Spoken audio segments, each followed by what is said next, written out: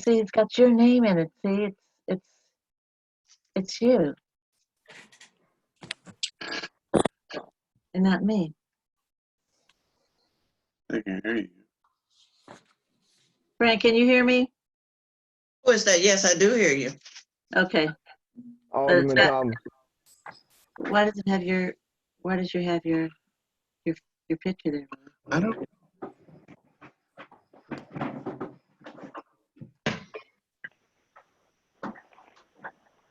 There we go. There we go. There we go. Okay, so get up. Get up. Frank, you see me? Who is that? Huh? This is Elise. You see me? Elise, yes. Okay.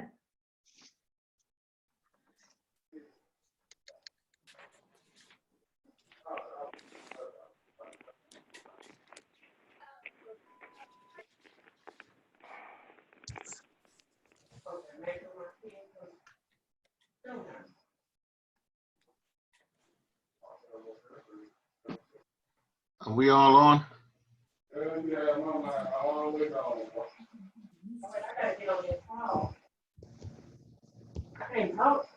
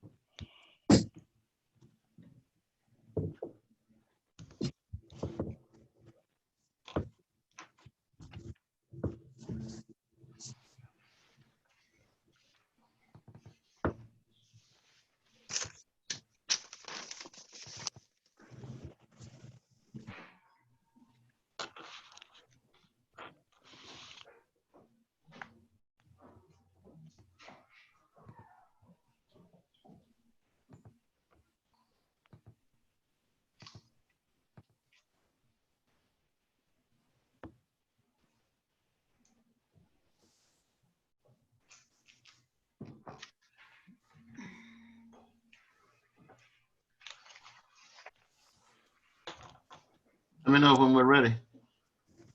You can start, man. Okay then. All right, we'll call the meeting to order with roll call, please. Okay. Alderwoman West, Present. Alderwoman Tapman, Yeah. Alderwoman Reed, Present. Alderman Weezy, Present. Alderman Thomas, Present. Alderman Christian, I am here. Alderwoman Dales, Present. Alderwoman Avant Elliott, Present.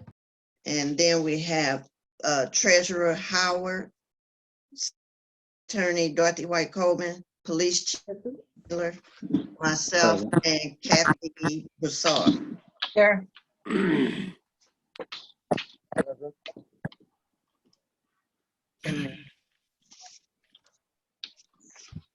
Okay. All right. Approval of the agenda. Well, I'd like to make a motion to approve the agenda for today's board meeting, for the regular board meeting, August the 21st, Thursday, 7:30. Is that a second? Alderman Thomas. All right, it's been Second. moved and properly second. If there are no discussions, Yes, there's a discussion. We mentioned amending the agenda to include the collector and the treasurer doing their own reports.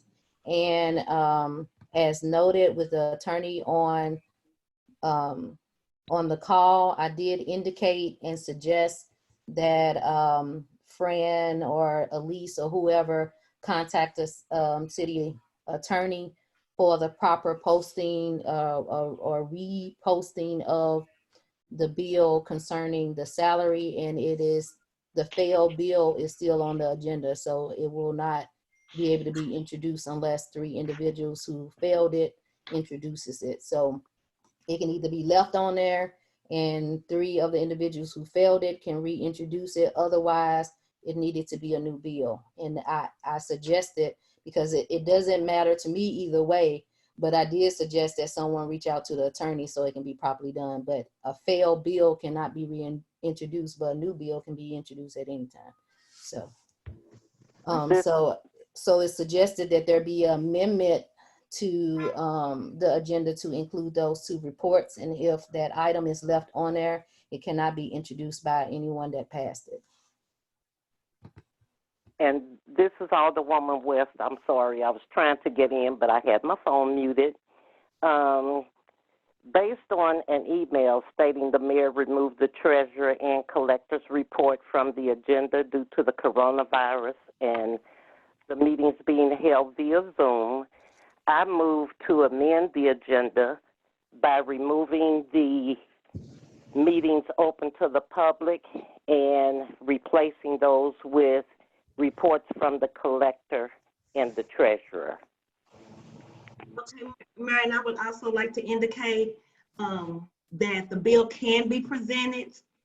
Even any bill that fails can be presented again under new business, because it is not old business. It did not fail. And we actually did that when they were amending your salary before you were elected. And it came back twice under John Jordan, the same way that it's coming back under Jim Christian. And those that are opposing that was present at that time. The bill numbers changed, as indicated. The bill numbers changed. So a new bill number has not been assigned to that bill. And this is Alderman Christian. I didn't ask for it to be resubmitted, so I don't want to be the person that would introduce it either. Thank you. That's fine, but I will reintroduce the bill. And Fran, if you need to assign a different number to it, we'll post it back on the next time that we meet. So I second the motion for Alderwoman West. I'm sorry, what was her motion? I don't. Oh, remove public and replace with collector and treasurer. Okay, Correct. I got it.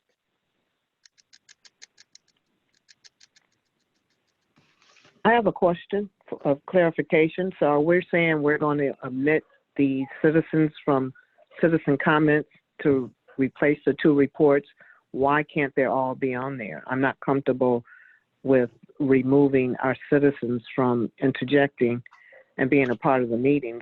Is there a reason why they all can't take place? I read a preface before I made my motion, which was based on an email. I understood it, and I'm asking the question. So the ones you posed the question to, Mayor or Fran, Mayor, is there a reason why we can't? I did not pose a question. Excuse me, Alderwoman Tapman. That was not a question. It was a preface to my motion. So I have a question, and my question is Great. to the mayor, like I stated, or anybody. The question I have still stands. Is there a reason why we can't have the collector's report and the treasurer report, which I agree, along with the citizens? I don't feel comfortable omitting the citizens from any meeting we have. So that's why I was asking. I concurred with you that those 2 reports are important, and equally important is the citizens being able to participate.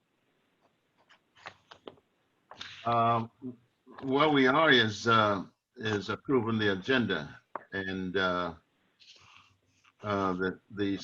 public comments are after that, the unapproved minutes.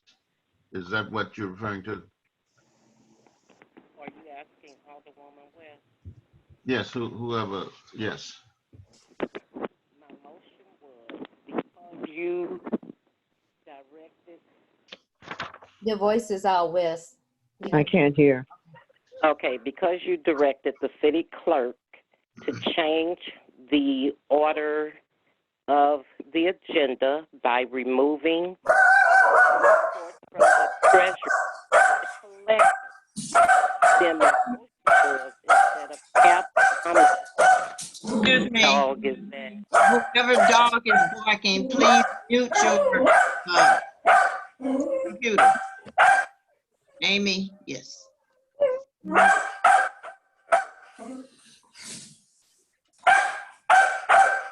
can you press mute? I'll mute her. Oh, thank you. So my motion was because you indicated that the agenda change was due to the coronavirus and the meetings being held by Zoom.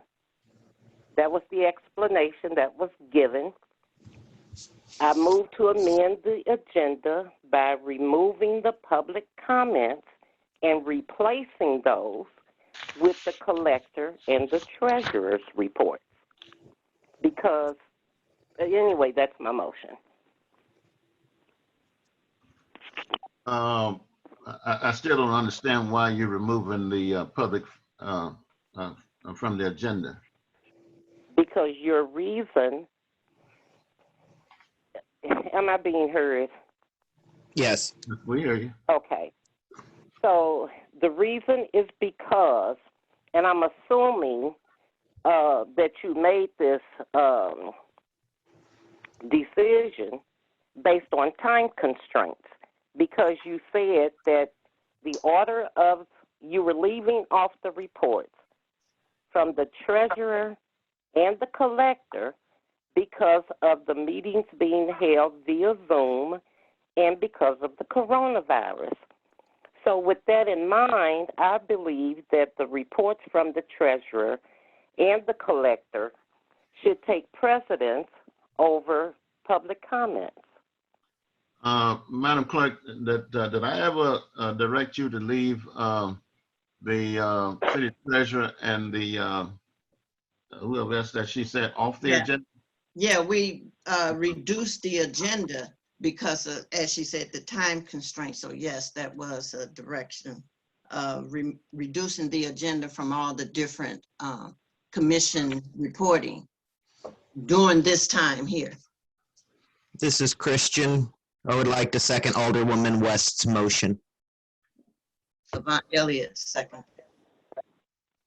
Okay, so it's been moved in second, then all in favor say aye. Aye. All opposers, nay. Hey. I oppose to the treasurer and the collector being added to the agenda. We all have the documents in front of us. I think it's more important that we hear from the public, the people. We all can read the statement, and we want to at least have consideration for our citizens and not be on the meeting for 3 hours. Mayor, Yes. I understand the motion has passed, but I do have a recommendation that we did not mention. We did have individuals in our previous meeting, and I think that that should be welcome, that they make any comments and concerns in the message board so that it can be duly noted, and maybe during the chat time. So in the event that your report is given and you want to address it, or it just be documented for the city clerk to follow up, then I think that will be a way that we can properly capture public comment and still have the flow of the meeting, since you desire for a modification. So if the constituents would please make any comments in the chat, any questions they would have, then they can be properly addressed and we can continue the meeting on as noted. So for Mayor, clarification, are we Mayor, saying that the citizen, Mayor, if the citizens are not aware of how to do that or cannot do that, they still can make their comment. No, the motion has passed, Alderwoman Dales.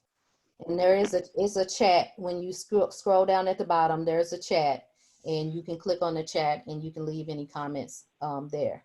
Well, we may have some citizens who may be on the phone who cannot do that. And we want to be considerate of all of our constituents. At least I would like to be considerate of all of our constituents. It's only fair we work for them. That is true. That is true. It may be true, but the motion passed.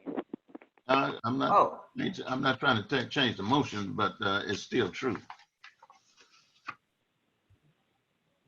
So, all right, where do we go from here? The presentation of unapproved minutes.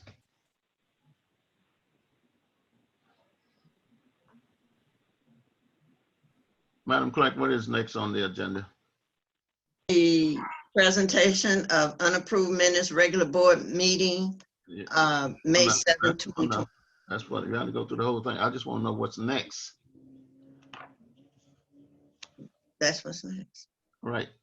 Presentation of unapproved minutes. I mean, I asked for it and nothing happened, so I didn't know whether they had moved past that or what. I'll make a motion to approve the unapproved minutes from the last board meeting dated on May the 7th at 7:30. Christian, second. Moved and properly second. All in favor, say aye. Aye. Aye. Aye. Opposed, nay. Okay.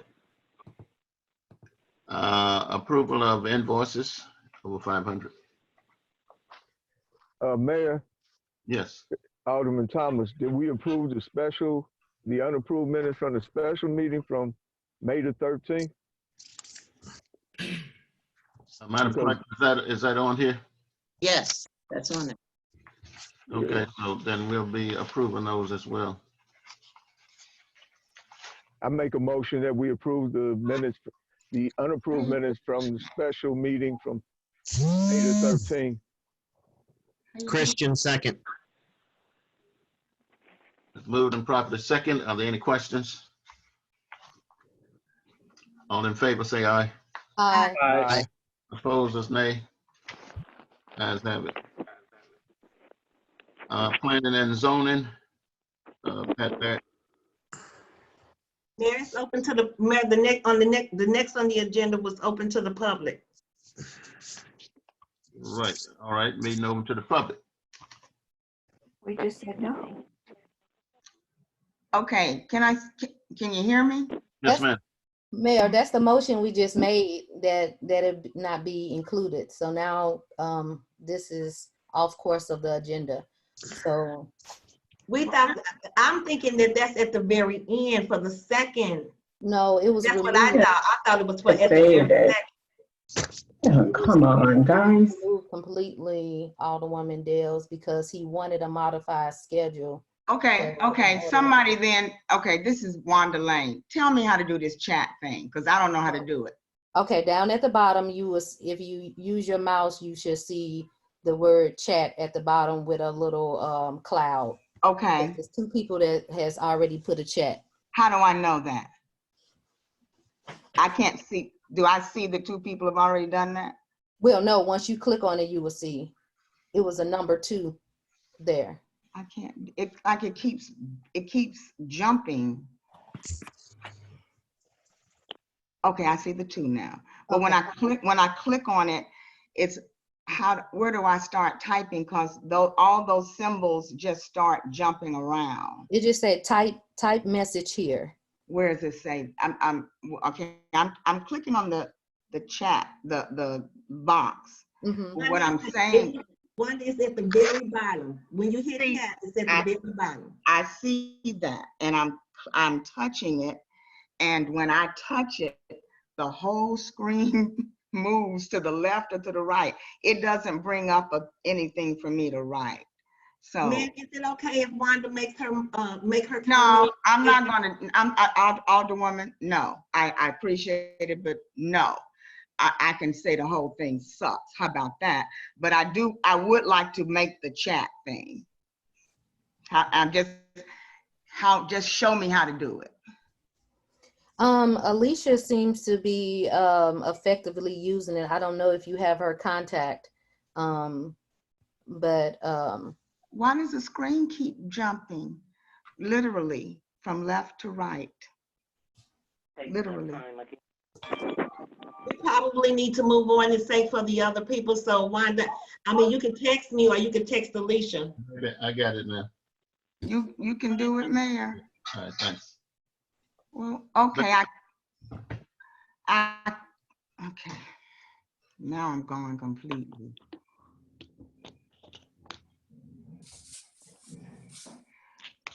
Okay, I'll make a comment another way. I'm sorry. Please excuse me, Mayor. This just isn't working for me. Miss Wanda, if you would like to text me your comment, I can read it to the public. Okay. Okay. I will. All right. Are we going to do the public comments now? No. Is that what I'm hearing? I could have said what I wanted to say by now, but whatever. I think this is the Treasurer Howard. Based on what was previously communicated, I was under the impression that this session would be filled in by the Treasurer or the Collector's report. okay. All right, then apparently that's it. So let us go ahead and do that now. Yeah. So I can communicate the Treasurer's report at this time. Would you do it, please? Yes. So I provided everyone with I provided the document stating as of April that there's a total of $3.9 million of cash still in the local investment banks, still being managed by myself, the mayor, and the city clerk. Currently, we have $1.1 million in cash in the general fund. But overall, I wanted to highlight the fact that April was the first full month where we would see the stay-at-home orders from Governor Parsons and the whole impact of the coronavirus on the community from a stay-at-home perspective and impact on sales. So with this being the first full month, financial reports showed that sales tax revenue dropped 15% from March to April. In addition to that, total revenue dropped by 20% from March to April. Overall, for the fiscal year, year to date, the revenue is 15% above the budget due to some unbudgeted items that were communicated in prior months. So from that standpoint, the overall impact of the loss in sales tax hasn't been as impactful to our community from a fiscal year perspective, but it has from a month-to-month perspective. As I communicated in budgets and other conversations, we can only expect that there continue to be a 20% reduction from not month over month, but as an overall reduction in the next fiscal year. In addition to that, as far as expenses are concerned for the month of April as compared to the month of March, the impact of COVID also resulted in a reduction of expenses by 18% from March to April. Specifically, rec center expenses and revenues are down 100%, as can be expected because there's no activity there. And there's an operating loss of roughly $5,000 for the month of April. That closes majority of the financial aspect of things, but I did want to mention, this is on the basis of conversations myself and the mayor has had in regards to finances and considering where we are with COVID-19 that, you know, overall, as we prepare to finalize the budget for the next fiscal year, it's important that we acknowledge that these are challenging and unpredictable times, and at this crisis moment, and as this crisis continues to bring a high degree of uncertainty for everyone, I wanted to reiterate to the public that are present that our focus is continued to be, from a financial perspective, for everyone to be safe, to be healthy, and above all things, to be fiscally responsible and to properly manage the resources of the city right now and going forward in the future fiscal year. I personally believe that we will get through this crisis and achieve our long-term goals of growth and opportunity for the city. But it's important that that we recognize that these are new and challenging times for everyone, and that from a financial standpoint, as we enter the other side of this economy opening back up, I want to recommend that we all take a consideration to the fact that this isn't business as usual from the standpoint of events, from the standpoint of community outreach and expenditures from an overall fiscal responsibility standpoint. But our goal, myself and the mayor has discussed, is to maintain a responsibility to be good stewards of the resources that the citizens have entrusted in us. And that will be the end of my treasury report. Thank you. Any questions, comments? Hello, Mayor. Okay, go ahead. Hi, Mayor, this is Teresa Reed. Mhm. I had a question. Treasurer Howard, I'm assuming when you say we're still above 15%, overall budget, that will probably be due to that 420 credit that we got for the park, and then the rebate check we got for the boiler. So that was about 430 some thousand. That's correct. Okay, so those are really true outliers. So even though we are looking at that the sales, we should be looking at it from the month-to-month standpoint, because those two items are items that we will not get in the future. Right. So that's the point of first acknowledging that those outliers exist, just from a whole fiscal year reporting standpoint, but two, to understand that going forward, there's no expectation for those things to be present. And the 20% reduction, which we saw from March to April, may be a consistent theme in the months to come, and especially in the next fiscal year.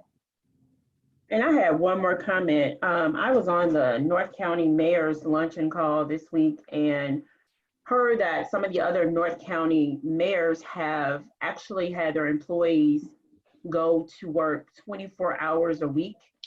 And the other 16, they were actually laid off for, so they were able to get unemployment and get the extra $600 that is out there now. I guess between Treasurer Howard and the mayor, I guess it would probably be more of a mayor's call too. Why was that not something that we considered in doing to save, more revenue, to save the expenses for the months where the dollars were out there for our employees, and also because of probably the lack of work? Mayor, I guess that's more a question for you. Well, we laid off all of the part-time and some, I think maybe one or two full-time employees at the rec center. And the guy who picked up the paper and stuff on the streets in the neighborhoods, he was laid off. So that was about it. Nobody was laid off from streets or anything because we needed those people. Okay, you said the guy that picks up paper. Are you talking about our part-time building inspector? What is his name? Kelsey Holmes. Kelsey Holmes. Yeah, he was laid off. Okay, that's interesting because he should be inspecting a city and being a code enforcer versus picking up paper. But okay, I thank you for your answer. He does pick up, I mean, he does do inspections, Alderwoman Reed, but that's something that he also do is go around and pick up the trash and stuff. But he does inspect the city. Anyone else? Is there a complete list of those individuals that can be forwarded to the board? Because this was the first that I've heard of that, because when we first entered the pandemic, it was indicated that people would report as normal and no discussion of any layoffs or anything had taken place at the time, that they would just work as normal. And if they had to use their personal time to take off, they had to do that. So at what date were they laid off? What was the layoff time period?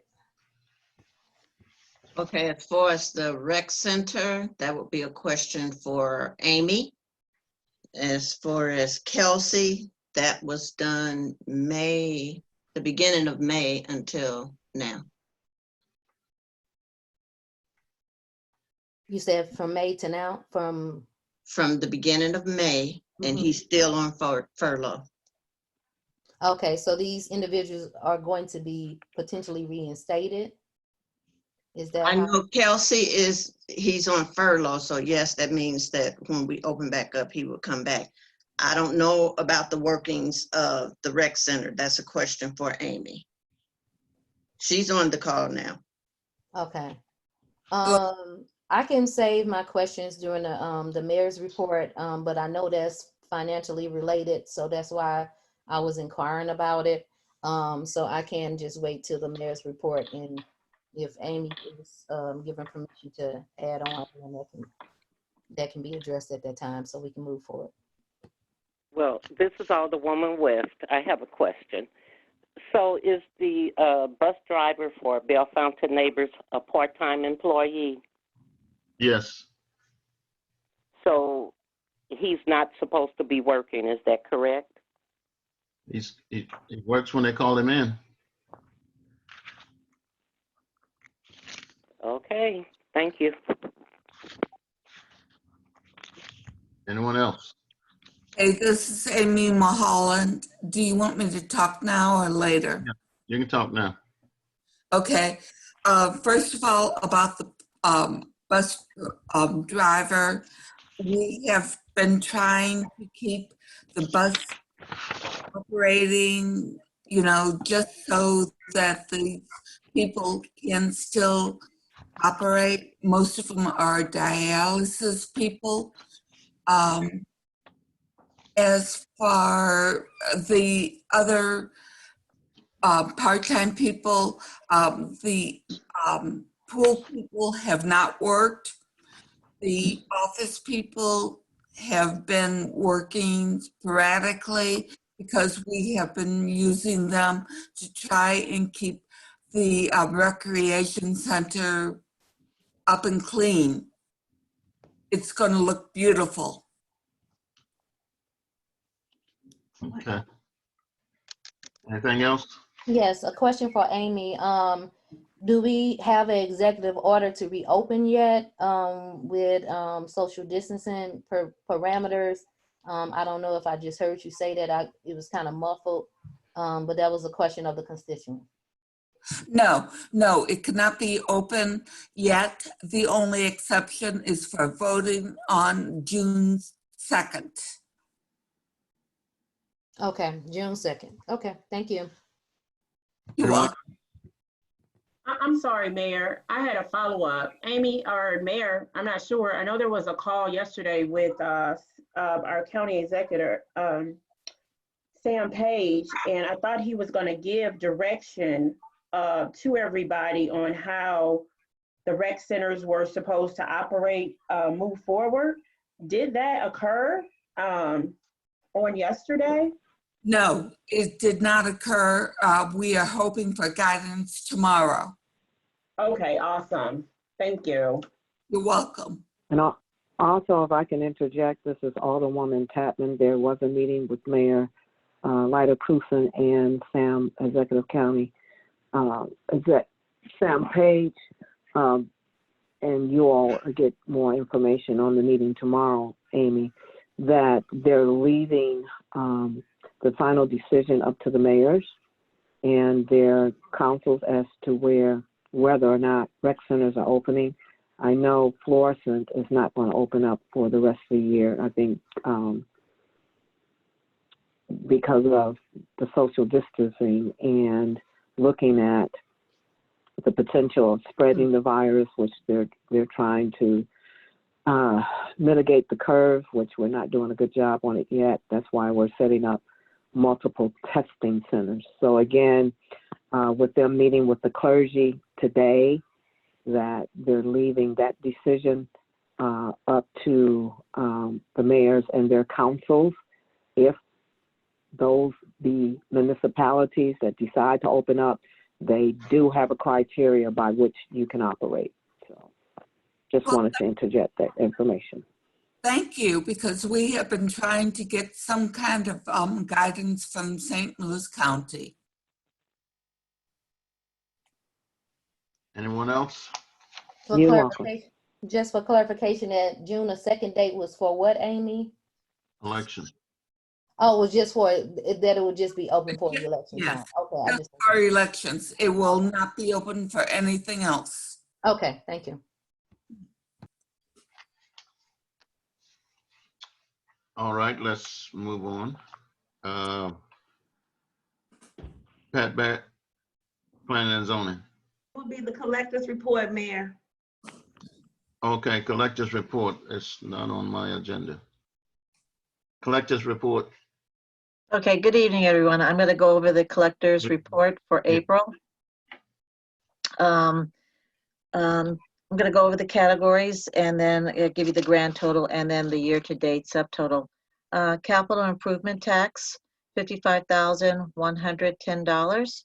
Cigarette tax, $3,010. Utility tax, there's several categories, and the grand total of that is $27,523. Road and bridge fund, $1,667. Sales tax, $111,887. County public safety sales tax, $44,456. And that's a grand total of $333,533. And the year-to-date total is $4,893,784.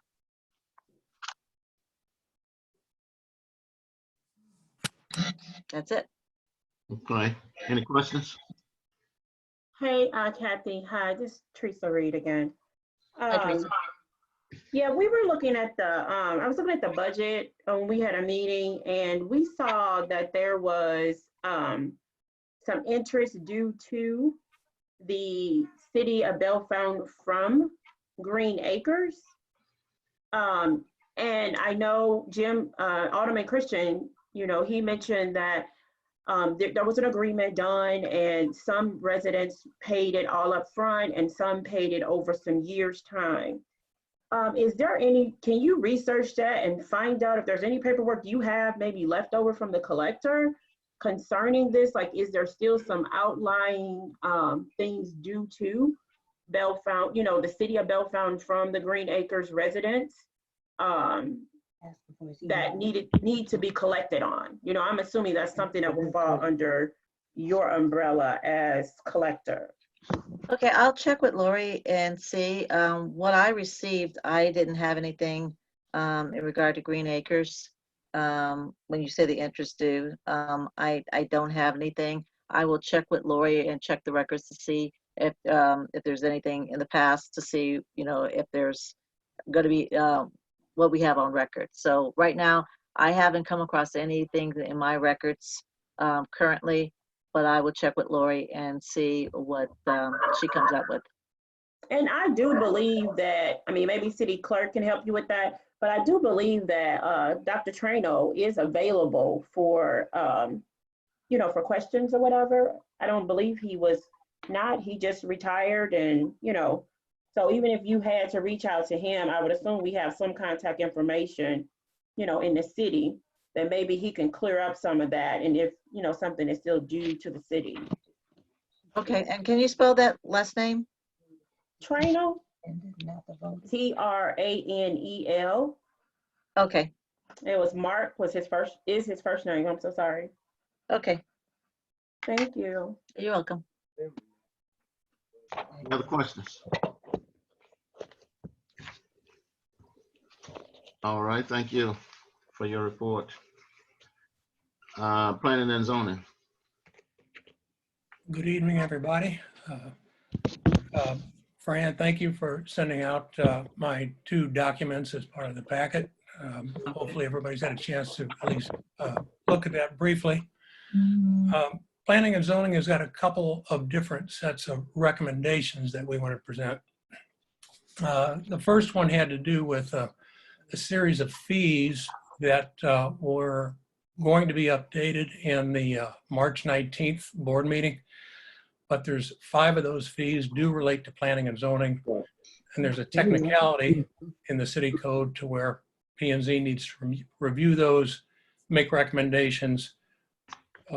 Public hearing is held along with a 15-day notice. If you've got that document handy, basically the fees that we're talking about here are commercial conditional use permits, residential conditional use permits, zoning amendments, occupancy permits for residential, and occupancy permits for commercial properties.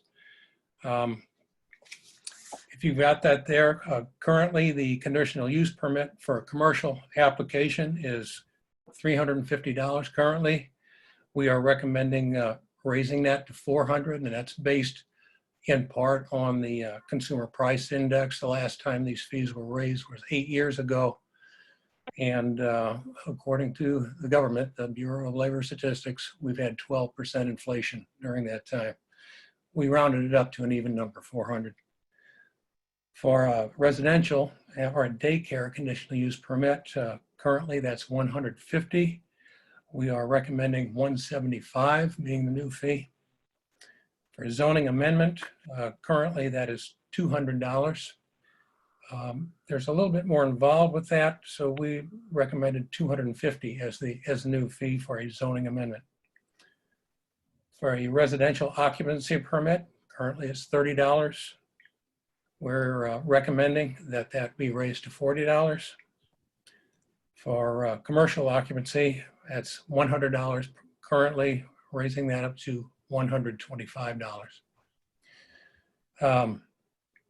During the course of this conversation, this is from our meeting from a week ago Monday, there were a couple of suggestions that we might put forth here, and P&Z has no authority for these. These are just suggestions.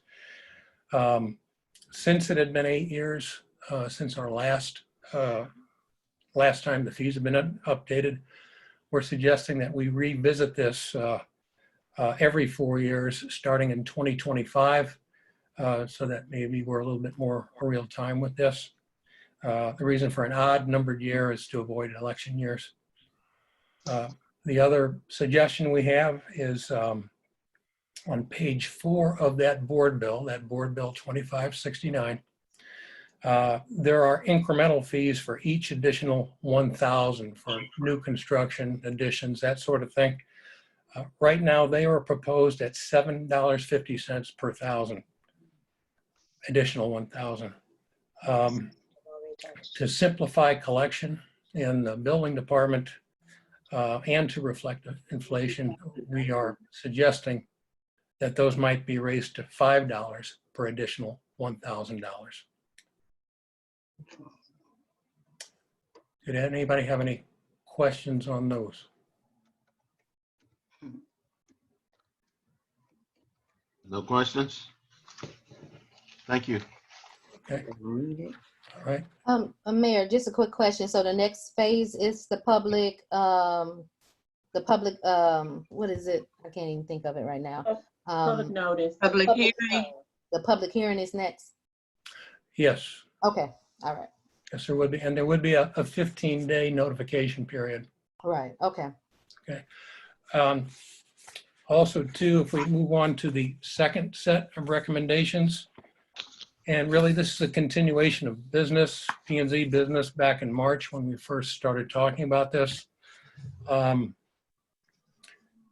a little bit lengthy. I'll try to put this more in a nutshell, but basically we're seeing some commercial establishments having lights, what I call adornments, signs, etc., which reflect poorly on the city. And in almost all cases, the city code does not cover these new types of decorations that maybe did not exist at the time the ordinance was written.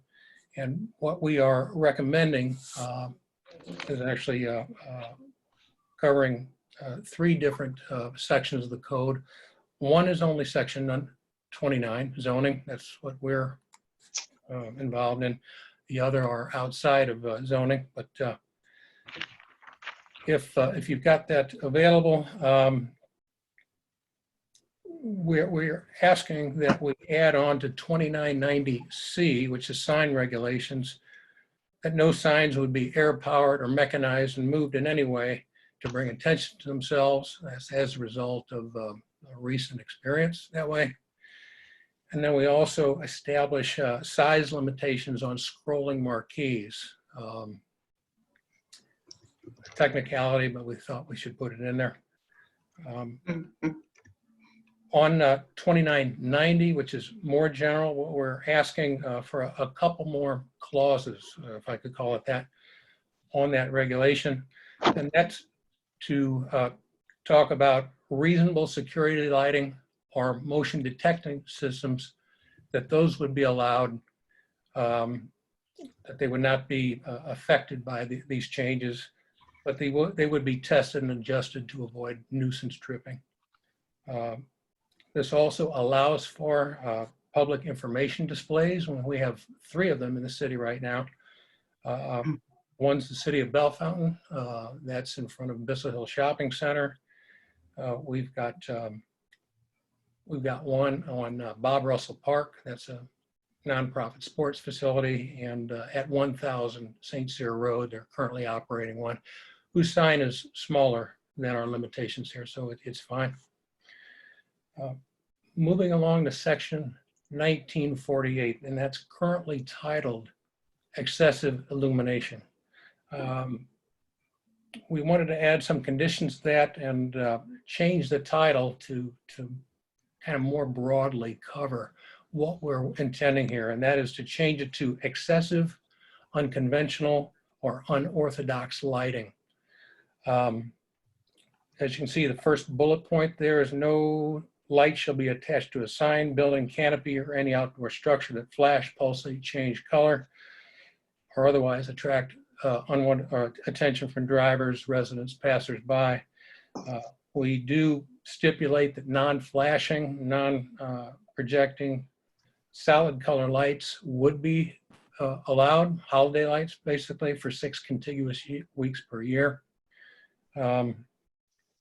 We also have another stipulation here that any unconventional accent lighting, adornment of buildings, canopies, or outdoor structures would require that the owner apply for and obtain a conditional use permit. This unconventional adornment would include continuous promotional pennant flags. I call them used car flags, used car lot flags. There's island, blade, and sail pole flags.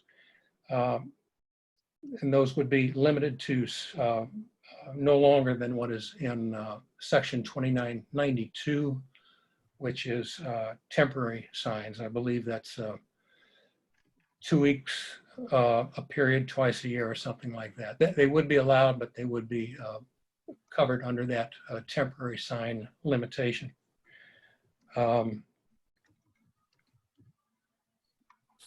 And finally, the last section, we're asking for an amendment. Oh, let me back down on here. I will go into the amendment. Displays of bottles, etc., in show windows prohibited. Some or all of you are familiar with a couple of gas stations we have in the city, and they have very large pictures of cans of beer, liquor bottles, and the like, proudly displayed for all to see. We think this is really sad. We would like to see them not do that sort of thing. They certainly have the license to do business, and they're more than welcome to have whatever displays they want inside their facility. And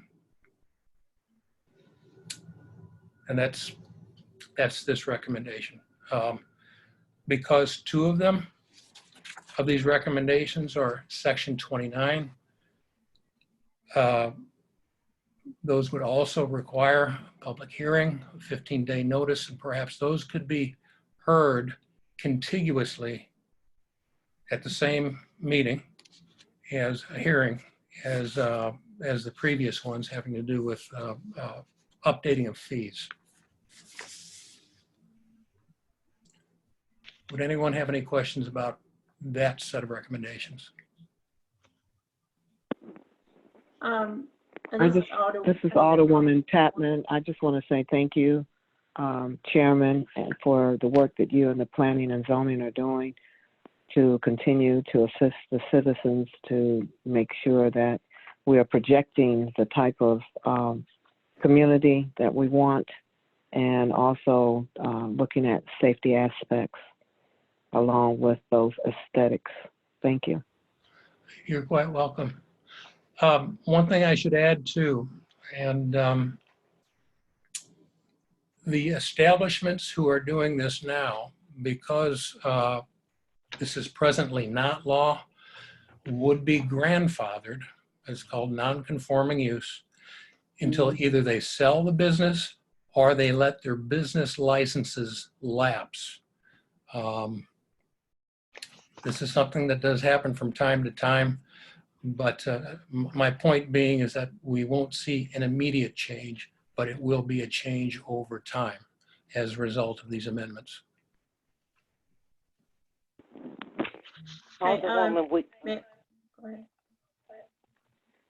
this is Alderwoman West. Alderman Weesey, I'm sorry. Does law say they have to be grandfathered in?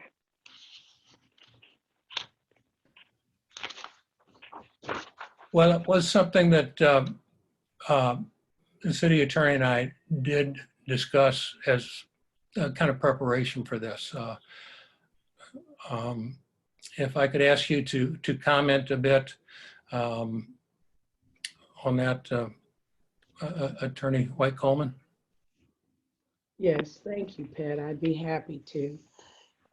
Essentially, the law permits someone who operated under the legal requirements at the time it was established to continue to do so after those requirements have changed.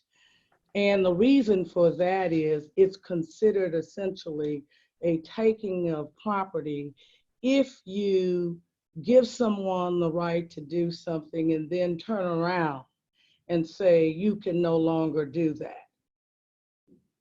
So down the road, as Pat said, if that business should be sold or the license lapses, then those requirements can be imposed on them.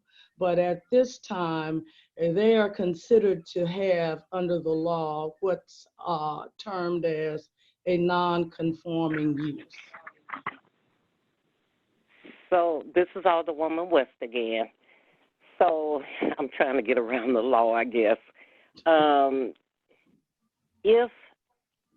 Because I have a little bit of a relationship with the one on Chambers and Bell Fountain, if I were to approach them personally as an alderperson, would that be illegal to ask them to conform to what we want? No. If they're voluntarily If they're willing to do it voluntarily, no, there's nothing illegal about that. You just can't force them to do it at this point. Okay. But Thank certainly, you. if you can talk to them and get them to comply, that would be perfect. Okay, thank you. So my question is, Mr. Weesey, is that one of the establishments you're referring to? I think you're trying to, are you trying to ask Pat a question? I thought you were the one who were talking. I'm sorry. Pat's still But there. whoever, that one of the establishments that's being referred to with the lights and the liquor being displayed in the windows. Yes, now this is Pat, Barbara. The liquor displayed in the windows, the bottle showing in the windows is currently in violation, and they have been warned to not do that. Okay. Okay, thank you. This is Alderwoman Yvonne Elliott. I have a clarifying question. So with the grandfathering, we're referencing any changes that you're wanting to recommend around the aesthetics and lights and all of that. How is that different from the fee structure? Would they be grandfathered in to only pay what they used to pay? How does it change for that and not for the other? Just for clarification. Well, these are two separate sets of recommendations. The fee structure would be one set. Again, that's to cover what we were not able to do back on March 19th. This second set of recommendations would not have any fees associated with it, other than if somebody needed, because of the conditional use permit for the unconventional adornment, there would be no fees associated with this second set of recommendations. I think I'm just confused to how something can be imposed on one end that's a change to what they're used to doing versus this particular change being grandfathered. You know, I think it's a question for the attorney. Like, if we change something, why would it be grandfather for one situation, but maybe not grandfather for the other? It's not the same thing for fees. You're entitled to raise your fees for services from time to time, as long as you do it in accordance with your code. That's the reason we're having to have this public hearing, since these recommendations have now been made to the board. But you're entitled to raise your fees. There's the difference between raising your fees and changing the law from what was required 10 years ago to what's being required now. Okay, for clarification then, just even for me, on our current ordinances, we have section 2995, I believe, that states something about grotesque or unusual lighting already. So if we have that piece already there, is there just a matter of changing the verbiage? Because grotesque can mean a whole lot of things. I'm posing this to Pat, and I guess the attorney can help. Also, Pat, did the owner at the Conco gas station ever reply to you guys? Because I understand you guys sent a letter out and asked him to come before the board. Did they ever reply? Well, let's start with the first part of the question, 2995, and I'm going from memory here, so forgive me if I'm very incorrect, but I am too, so. we do have an ordinance concerning lighting on signs and flashing and that changing of lights, pulsating. Lighting on signs is currently regulated in that regard. But yeah, what we have here are lights primarily around window frames, and we have 3 establishments in the city that have these exact type of lights. We've got the Right. Metro PCS, who has at least altered their behavior that way to where they are a single color. They're not moving, they're not flashing, they're static, which is helpful. Oh, we've got the one that's Bell Fountain or Shepley, who's not doing that. And more recently, St. Louis Fish and Chicken has the same style of lights, and they have not altered their behavior either. So then the question is, they have not become complicit even answering the letter that was sent out asking them to appear before this board. So they're non-communicative as well. For the gas station, I believe that's correct. Now, I'm trying to piece this together, but I think part of that, and I'm not making excuses for them, but part of that is that I think when they were supposed to appear before the board is when the quarantine set in and in-person meetings were canceled. Perhaps they weren't going to come anyway, but I guess that provides them a little cover. And we have a number for them to dial in. So I'm just concerned, like you said, we already have 3 that are non-compliant, and I'm concerned about the grandfathered in idea too. I think I understood what you're saying, Attorney White Coleman. You're saying fees are applicable under the law, but when it comes to structure changes per se, those get grandfathered in. Yes, it's really called a non-conforming use. A non-conforming, okay. Right. That's really what it's called. And there's no way to get around that, huh? Attorney, can I ask a question? Sure. This is Michael Weezy. So I'm wondering if we know who these 3 are. We all know who they are because they're obnoxious. Can Fran or somebody in the office flag when those business licenses are due for expiration? And if they're late, there's our chance. Well, sure. I mean, I don't mean to be dastardly, but I mean, they really are obnoxious. Great. A lot of people call about those. Well, if they let their license lapse, then that's an issue they created. So certainly at that point in time, you can take. And I don't know how you could do that, but I mean, at least then we're taking some proactive stance on it.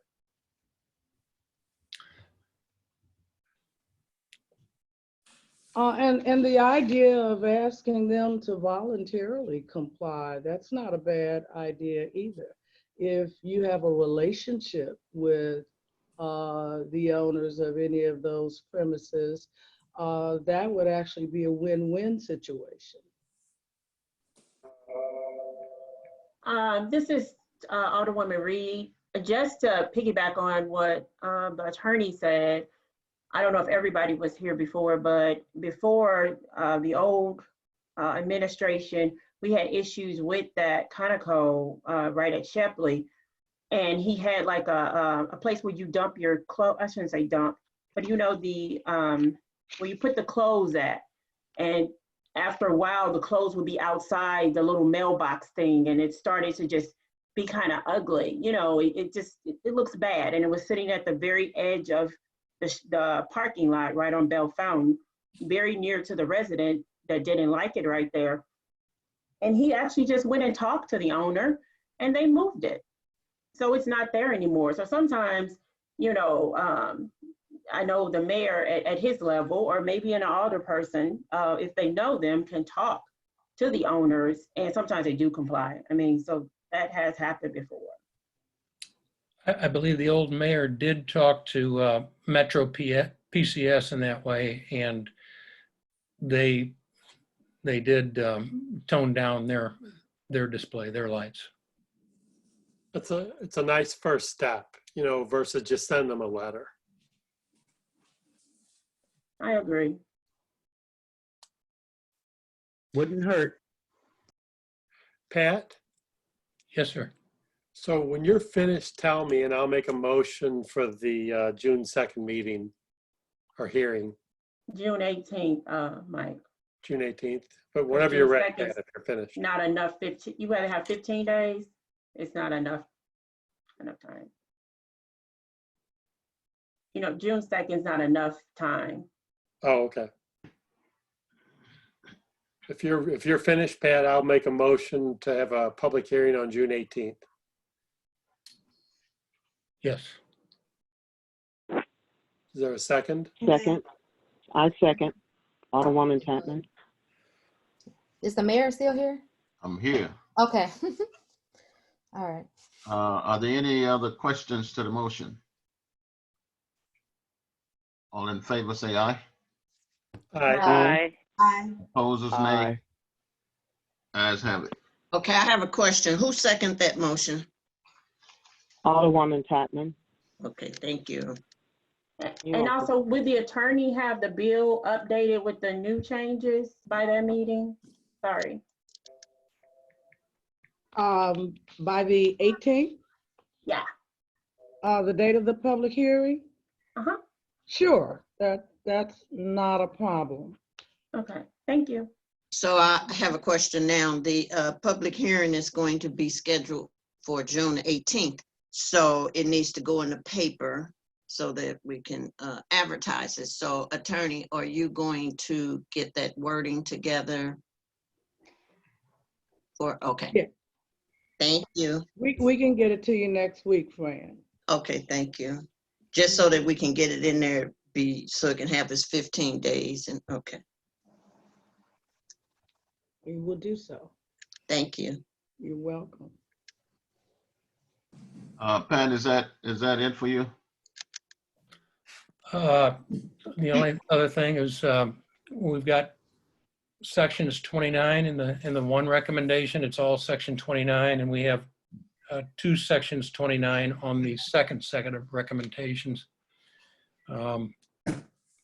Hopefully all of those can be, all five, I guess, be heard June 18th.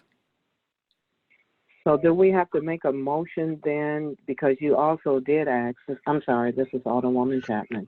Pat, you did also ask that all of those issues be addressed congruently at the same town hall. Do we need to make a motion for that? Attorney? Attorney. Or does the motion cover all of them? Because he asked that both sections be brought up in the same town hall. I was just trying to clarify if we needed to make a second motion that all of the presented items be presented to the public congruently on June 18th. Did we need to make a motion as such? For clarity, I think it might be better if you did it for each one. Okay. Right, so we need a motion now for this second the second request. Well, I'll make a motion, Mayor Pearson, that the second half of the planning and zoning report that covers sections 1918 amendments to section 19-48 excessive illumination also be added to the public hearing on June 18th. Is there a second? I second that. This is Alderwoman Elise Dales. There's been moved and properly second. Are there any discussion? Point of clarification. I am assuming that your motion includes accepting the recommendations, all of the recommendations of the Zoning and Planning Commission as well. Yes. I'm sorry. Okay, so I have. Should I go ahead and restate, Please. Attorney? Yes, I believe that would be helpful. Okay, so then clarification again. Michael gave the first a motion to cover a portion, should he then just go ahead and make the motion and make it all inclusive? Or should we do two separate motions? Right, to make it. Michael, I acquiesce to you, Michael. Okay, I would like to add to my motion to. I'm sorry, excuse me, Michael. Oh, Say sorry. the whole motion so I can record what I need to write. Okay, I would like to make a motion for a June 18th public hearing for the Planning and Zoning Commission to express their recommendations on ordinance clarifications. How's that sound? I'm good, I got it.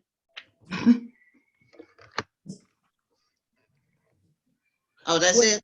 And then, Another and then point of Fran, you can put the sections that it'll cover for clarification, make sure what sections are being presented. Okay, what sections are being presented?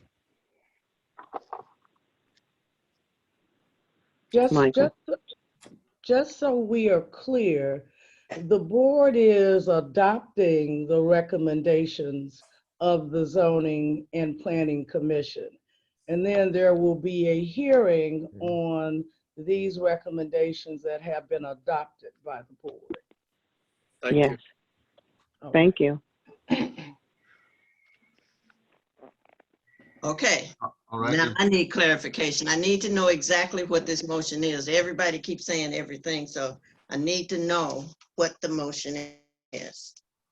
If one person can just tell me what the motion is.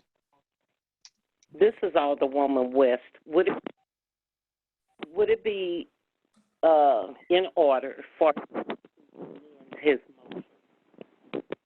Attorney. Where's your mic has went out? Okay, can you hear me now? Yes. Okay, so I'm asking the attorney if it would be in order for him to amend his motion, because he's now added like 2 more things to it. He could either amend the motion or withdraw it, and whoever seconded withdraw their second, and then it can be restated. Okay, thank you so much. That would probably be the cleanest way to do it. So is there a withdrawal? Duly noted. Okay, I would like to withdraw my original motion. And I withdraw my second to that motion. Thank you. Now we can restate the motion. Bullshit. Wanda, I'm gonna mute you. I'm sorry. You can you can restate the motion now. Okay, I would like to make a motion to have a public hearing on the board's approval of the recommendations from the Planning and Zoning Committee, and we will entertain and hear 2 sections that evening on June 18th. I second. Moved and probably second. Alderwoman Patman. Okay. Are there any other discussion? All in favor, say aye. Aye. Aye. Opposed, is nay. Aye. Opposed? Aye. All right, ayes have it. Okay. Pat, are you finished? I'm finished. Thank you very much. And thank you so much for your report. Report of the chief. Mayor, we supposed to do bills over 500. I beg your pardon? Bills over 500, invoices over 500. Approval of the over 500. I called for that earlier, but go ahead. I would like to make a motion to approve the bills dated May 20, 2020 for a total of 15 bills, $62,742.26. Is there a second? Second, Alderwoman Avant Elliott. I have a question about the bills. What's your question? Okay, on the Kwanzaa receipts, and I'm just referring back to the Black History Celebration, where both events are given $2,000 to start off with, and sometimes we get donations. I submit a report to the financial clerk that all of my information, all of my purchases, they go through the rec center. And if there's something to be purchased, either the mayor or the clerk or someone with the city credit card would use their credit card to stay in line with everything. So therefore, I don't see any receipts that state that under the $2,000 or the donations covered the $650.78. So if the $650.78 is paid, are we going over the $2,000 that was granted by the city? Or is that included? Because there's nothing here stating that. And that's the way that the event is held. If I go over my $2,000, I have donations that are sent to the rec center that are documented.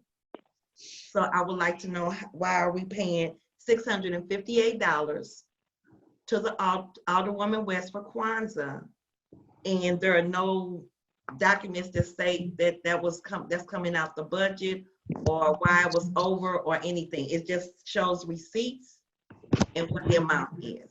So I would like that to be removed, so the board can see all the receipts to justify that the Alderwoman should get a check for $650.78, bringing the total due to $62,091.48.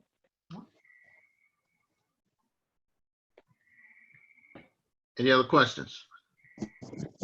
Mayor, this is Alderwoman Reed. I had a question. Do you know what this block heater is? You or Fran, what's a block heater that we? A block heater. How much was it, Reed? $1,238.63. No, I don't know what that is. It's for CK Power. Maybe that would be with the street department. Jeff, are you there? Can you hear me? We can't hear you very well. Okay. That CK Power, we came in, I want to say about 2 weeks ago, and the city's generator had an alarm, so it was an emergency call. They had to come out and replace a part of the circuit board for the city generator. Oh, okay, some of the generator. Okay. You had just said block heater. I thank you. This is Alderwoman West. Okay. Hello. Yes, go right ahead. Okay, so I would like to address, I don't know what they were from Alderwoman Dales. I guess that's who was speaking. I would be more than happy for everyone on the board to go through all of my receipts. When I met with Lori on Monday, I provided her with everything: receipts, donations, vendors, everything. As a follow-up, and I don't know if she had time to do so, I asked Fran if she would go over Lori's documentation to make sure that she was correct. So I don't know how you got my receipts, and we get none of yours. However, I would be more than happy for Lori to give you everything. Not only you, the whole board, the mayor, the citizens, anybody who wants to ask. Oh, no. So that's my reply to you, Alderwoman. Any other questions, comments? Mayor, this is Teresa Reed again. Sorry. I just wanted to note that we had some bank fees, some late fees for the credit card bill.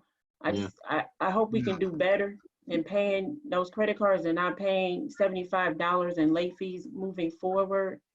And actually, the Genuine Parts Company did not have an amount on the bill, so we're paying a lot less than what the invoice actually says. And none of the Don Rush invoices were included. Well, I can tell you on some of those bills, they are due prior to board meetings. And the board have said that whatever I do, get board approval. And that is why some of those bills have late fees on them, because we're not allowed to pay them without board approval. Even though they're very small, it still costs the city. Right, but she's able to pay things, that's only for things over 500. And we meet twice a month, if not 3 times a month. So there's more than enough time to pay a credit card bill. A credit card bill is only due once a month. So it could be a process of maybe she's not receiving the invoices in a timely manner.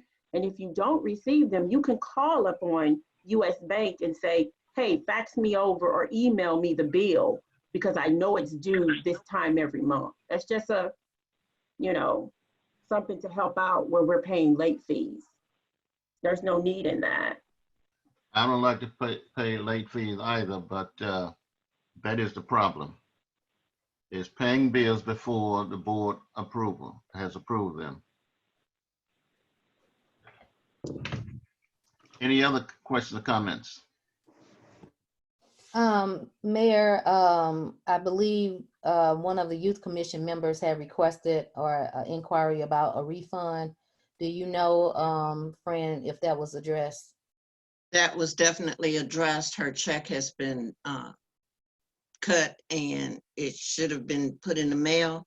As far as the amount, now we did discuss this on one of the other meetings, and I remember letting everyone know that the reason that the check was not honored is because we do get a positive pay statement from the bank every day for the finance clerk to clarify that that's exactly what the check should go out for. When we got the positive pay statement from the bank on that particular check, it was for $20 increased from what Lori wrote the check for, so she denied it. Okay. After we got the information from the person, the individual, we started looking and researching to see what happened, and we're still trying to get in touch with the bank for the late fees that has been assessed to that individual's account. Because of the $20 increase, we wrote the check for a certain amount. When the bank reported it, the amount was $20 more. So it was denied, the assessed fee, and we're trying to get in touch with the bank, but because of this COVID, they're not answering. We haven't been able to get in touch with them yet, but we're still working on that. But her check has been cut and mailed to her. Okay, as of what, last week or? Yes, yes. As of last week? Okay. Mm-hmm. Question, please. This is Alderwoman Tapman. So you said that we wrote the check for a certain amount, and when the bank got it, it was $20 more. How did that happen?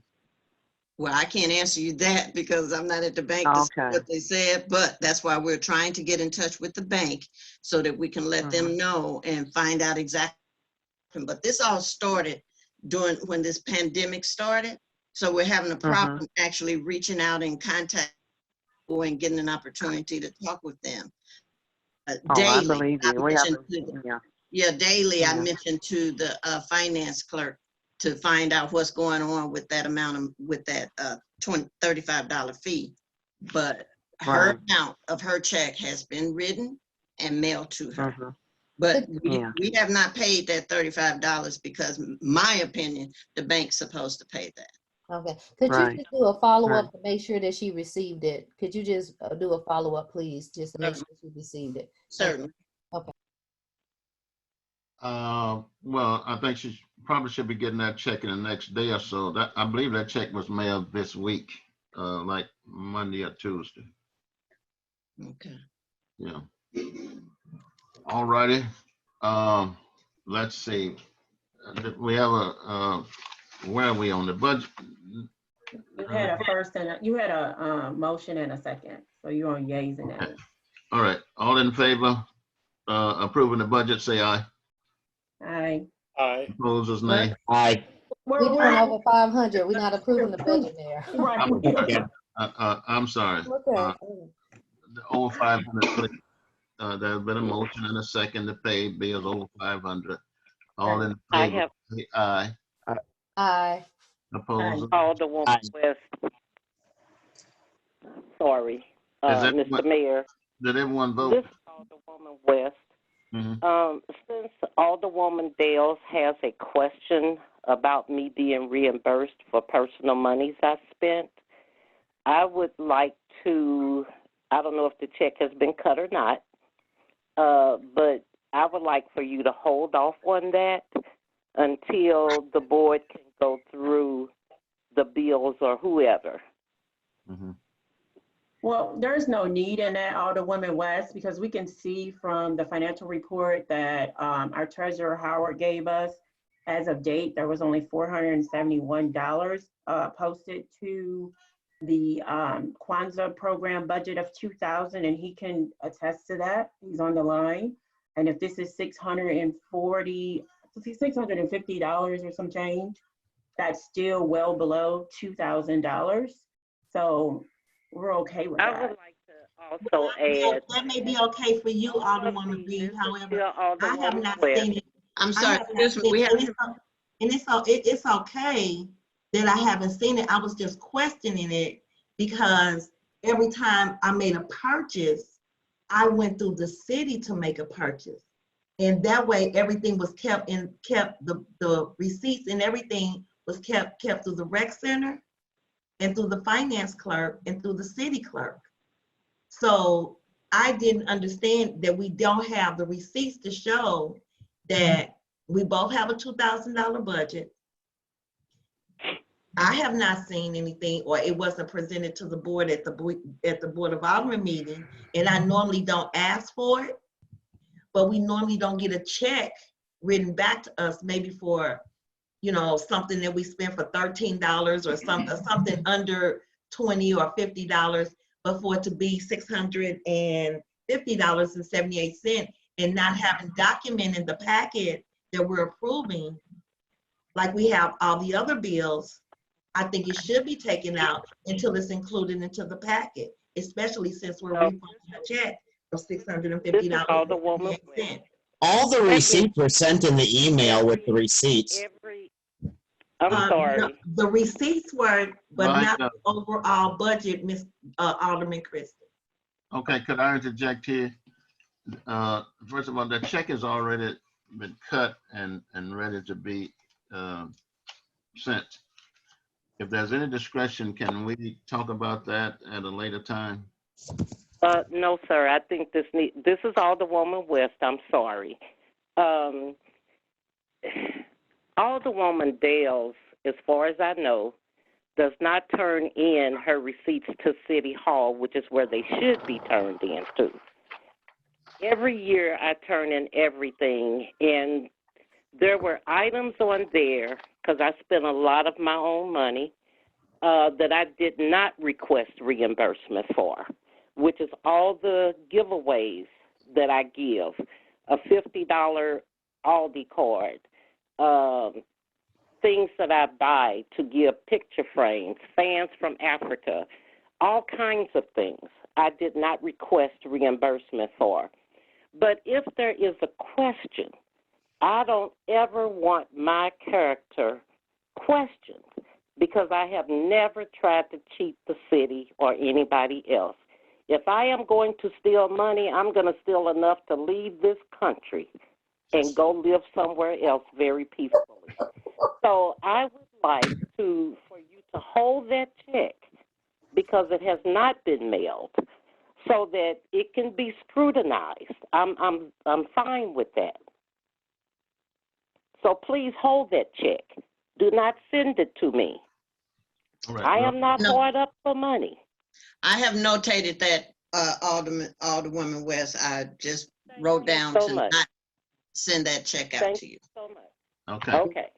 All right. So, all in favor of approving the bills over 500, will you say vote yes or no? Yay. Yay. Yay. Hey, Any other yays? Is there anyone who oppose? All right. Wait a Motion. minute, who opposed? Alderwoman Dales. Okay. And Alderwoman West, I oppose as well. Okay. Motion passes with 2 objections. Okay. The chief's report.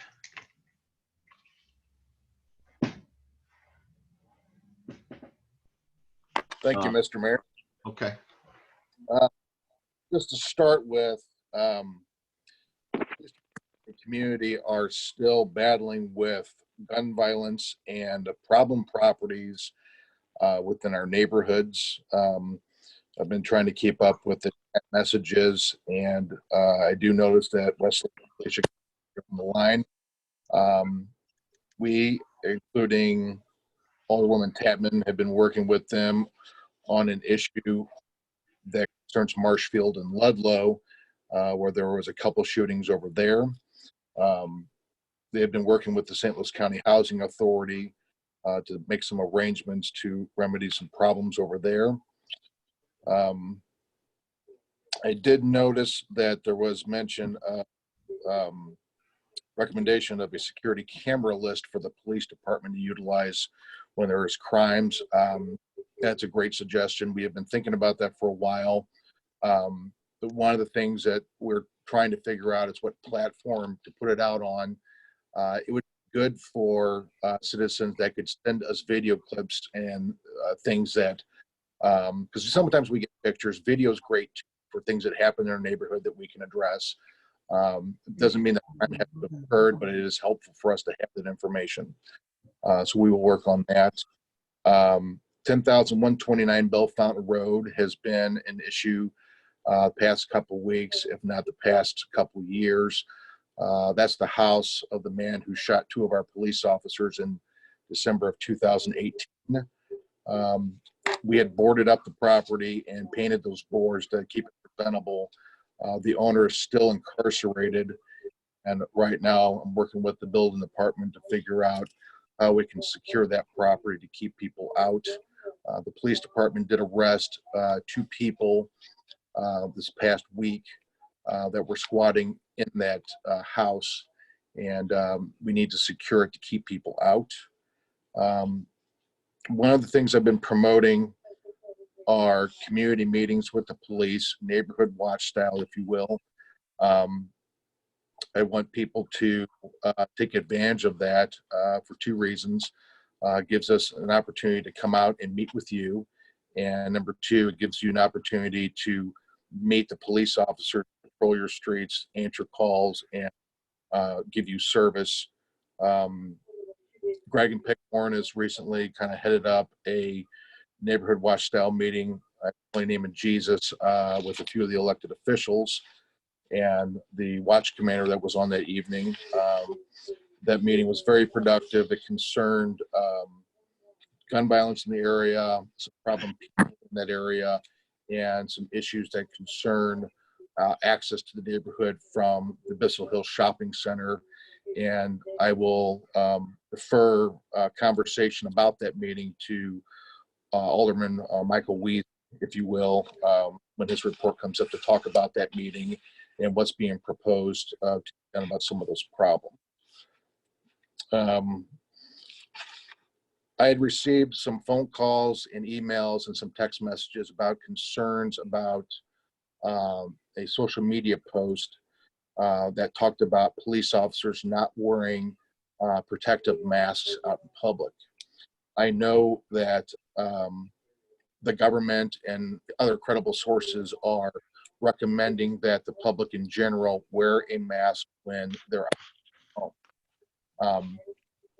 I'm not saying that the police are any different than the public. However, the difference is that the police have very scarce resources when it comes to personal protection equipment. So we're talking face masks, gloves, hand sanitizer, disinfectant wipes. So when we get stock to put in our inventory, we only take what we need, which is up to a week to 2 weeks worth of equipment. That's because police departments in the area, fire departments, EMS, paramedics, emergency room personnel require the same equipment as well. So we are trying to spread that across as many entities as we can without overloading on one or the other. So the police officers are governed by a law enforcement safety protocol that is written and issued by the St. Louis County Department of Health. And this protocol is what all police departments have been using across the St. Louis region to comply with when we use personal protection equipment. So when we wear masks, we use it under what we call a selective application, meaning that we wear the mask when we know that there's the potential of infection, or we have identified somebody who has been verified as infected with COVID-19. We do not recycle any of our equipment that we use. We put it in biohazard bags and we dispose of it. That is our instructions. So we do wear it, we do it, but we use it sparingly, so we have enough.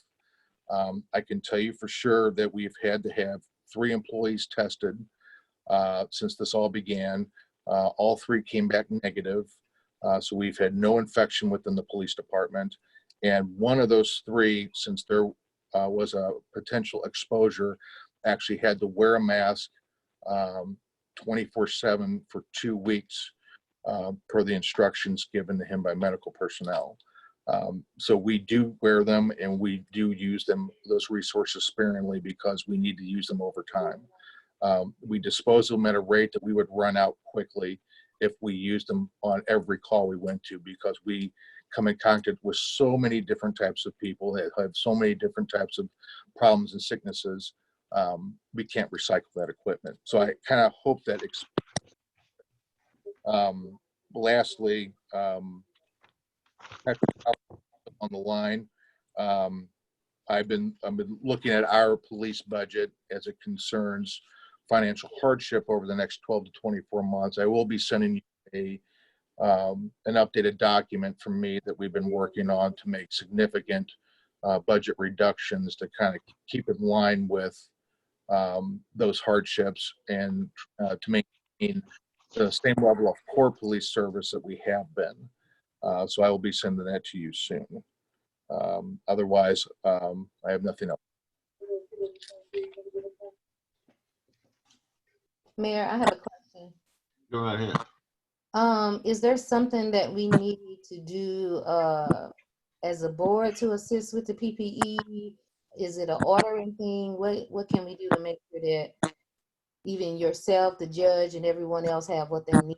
Because I know that there's a shortage, but I've been seeing some places like Walmart, Sam's having PPE that we may be able to grab. But, you know, is there something that is happening with orders that's kind of slow? Because I know that there's a lot of back orders.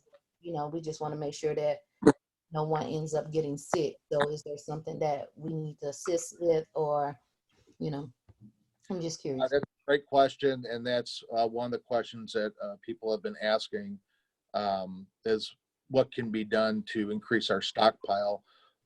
We will take any donations possible. Most of our inventory comes from the Office of Emergency Management that we keep and maintain. But the biggest point of this is that we don't recycle any of it. So if a couple of police officers get called to a home where there's a potential of infection and they wear the mask, whether it is a N95, KN95 cloth mask, bandana, whatever it may be, it is thrown away after that. and they may go through several masks a day doing that. Whereas a member of the public, most situations can reuse their mask daily, unless they come in contact with the same type of issue. But then again, going back to your question, we're open to donations. If anybody's got inventory that can share with us, that'd be great. We can use all that we need. At the same time, because of the position that the whole nation is in, and specifically speaking of the St. Louis area, because we're all interconnected, we share our resources and we don't hoard them. If we did that, it would put other people at a disadvantage, and in some way or another, it would impact us community here in Belfast. Chief, this is Alderwoman Tatman. I can give you a couple of places. I know Senator Jamila Nasheed acquired 40,000 masks and other PPE equipment that's being distributed, and also the Urban League. So I'll give you their contact information, because each place we're setting up testing centers will also be giving out masks and gloves. So I'll share that contact information with you. Great, thank you. And I also want to address one more thing. So everyone is probably familiar with the CARES Act that's been passed on by the federal government, state, county. Everything that we've received from the St. Louis County Office of Emergency Management thus far, we have collected those invoices, but we have not paid any of them. So with all the conversations about the CARES Act paying for that equipment, we are not entitled to any reimbursement at this point because we haven't paid any of them. And most other places have not either. But we have made application just in case, haven't we? Correct. Any other questions? Chief, yeah, Chief, this is Teresa Reed. I know, well, maybe it's for the mayor though. I know that some of the other North County mayors are getting enough PPE for their officers and fire departments. I didn't jot any of that down, not thinking that we needed it, but I know that information is with Greater North County Chamber of Commerce or whatever. So maybe there's some information that they're already sending you, Mayor, about that, because there's a lot of people just granting this PPE to the police department. But I think it has to be an ask. They're just not delivering it.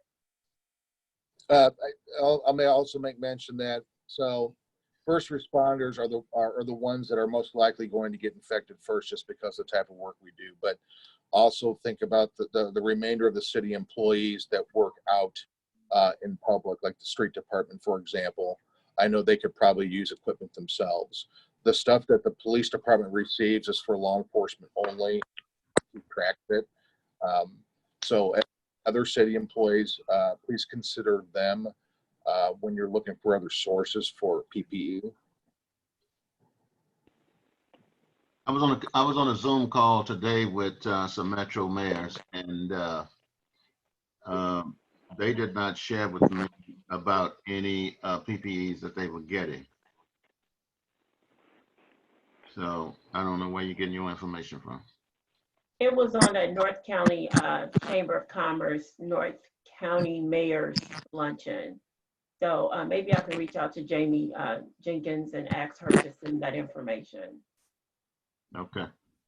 I have one more thing to add that I forgot to mention earlier. Another issue that has come up as well is the use of basketball goals, sporting activity, certain times of the day. It's come up during the past couple meetings.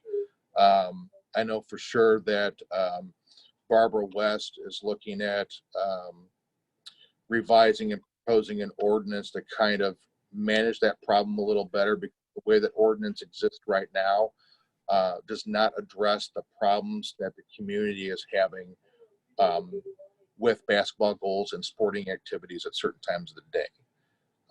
So hopefully we can get a new ordinance passed, kind of resolve some of those issues so we can do some enforcement on it. So I kind of look forward to that as well. Any other questions, comments? Thank you, Chief. Yeah. City Attorney. Yes, thank you, Mayor, and good evening, everyone. Evening. I just have a Good evening. report. We followed up on the matters that were raised at the May 7th, 2020 meeting regarding our initial billing statement. And we've had an opportunity to review some of the billing statements from the previous law firm that represented the city. At the outset, I wanted to state that our billing practices are standard billing practices in the industry. However, billing practices vary, and you as the client certainly have the right to request that we conform our practices to what you're accustomed to based on the practices of your prior firm. Thereafter, it's our prerogative to decide whether or not we're willing to accept that or reject it.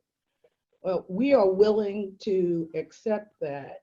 And we did note in reviewing those statements that there are some things that your previous firm billed for that we don't bill for, and vice versa, as opposed to going through those items and prolonging this meeting.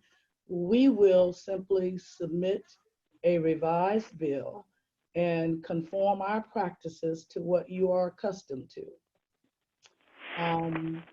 And that basically addresses what I need to address. I don't have anything else to report.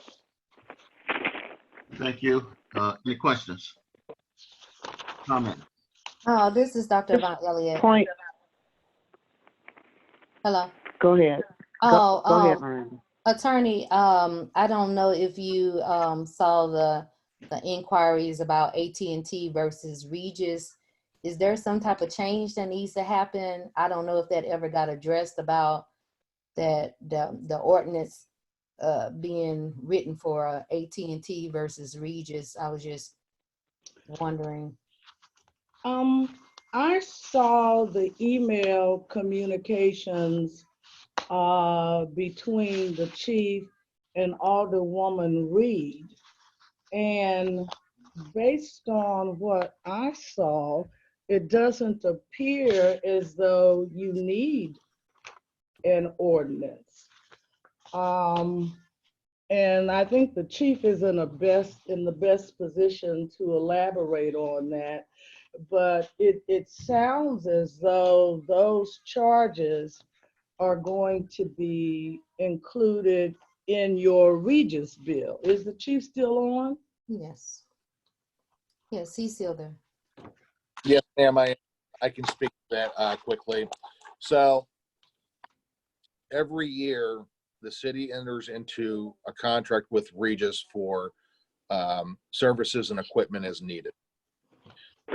And this particular change, moving from the data line from Charter to AT&T with that upgrade, is already under that ordinance and that contract. It's just a change of vendor. So in all actuality, you're not voting on the vendor itself, you're voting on the cost change, which is in that particular line item, which was an extra $44 a month.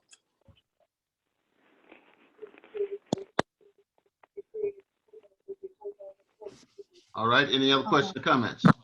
Okay, my other question is about the bill that I mentioned earlier.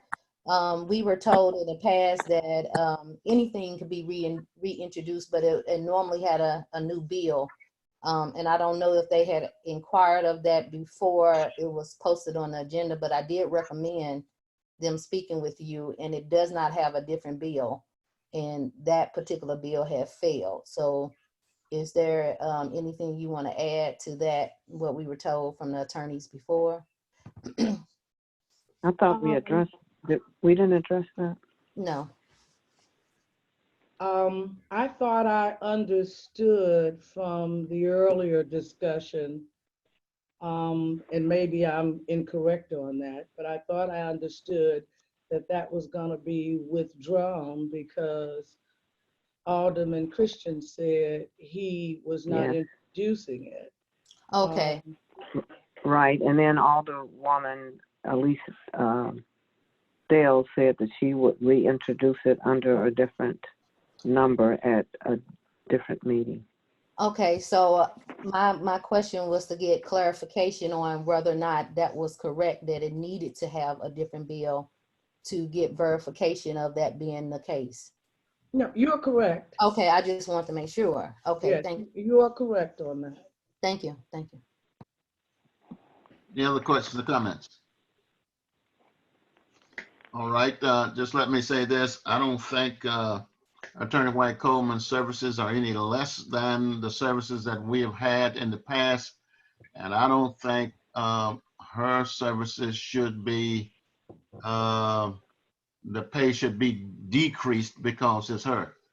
And so I think we need to kind of watch what we do when we make those kinds of statements and suggestions. All right, old business. Memorandum of understanding, Alderwoman Chapman. Yes. Good evening, everyone. Thank you, Mayor.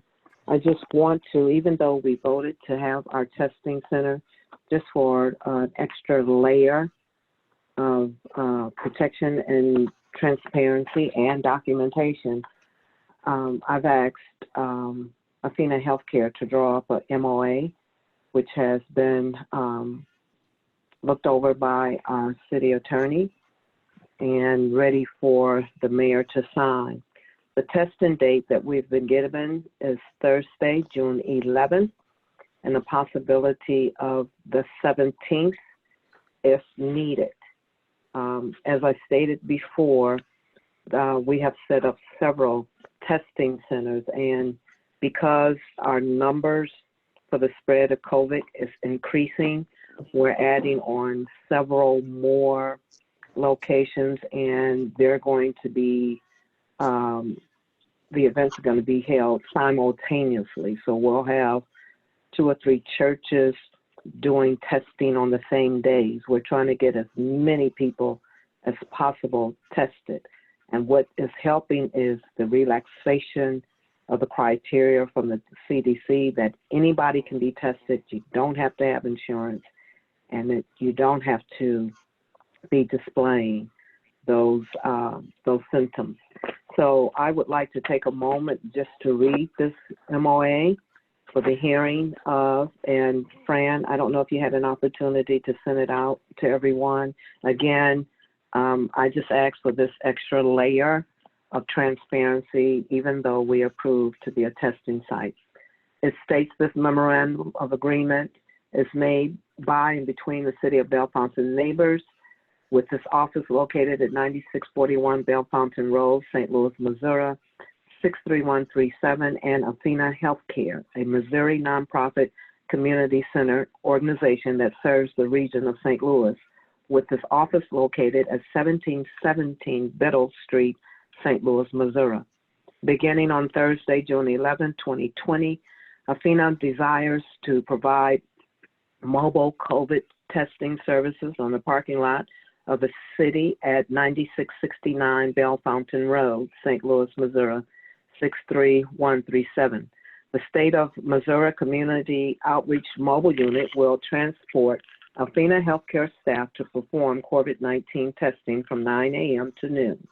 The city agrees to support Athena Healthcare in this endeavor and at no rental or other cost to Athena Healthcare, as both organizations strongly desire to promote continued health and wellness throughout the St. Louis region during the COVID-19 pandemic. The city may terminate this MOA without cause by providing 5 calendar days notice to Athena Healthcare in advance and in writing at the above written address to the attention of Dr. Alan O. Friedman, President and CEO. The parties will agree jointly concerning the content and timing of all pertinent written public communications distributed through television, radio, and newspaper media. Each party agrees to release and to forever discharge the other, its directors, officers, employees, agents, attorneys, successors, and assigns from any and all matters, claims, demands, damages, causes of actions, debts, liability, controversies, judgments, and suits of every kind and any nature whatsoever foreseen or unforeseen, known or unknown, which have arisen or may arise as a result of this activity.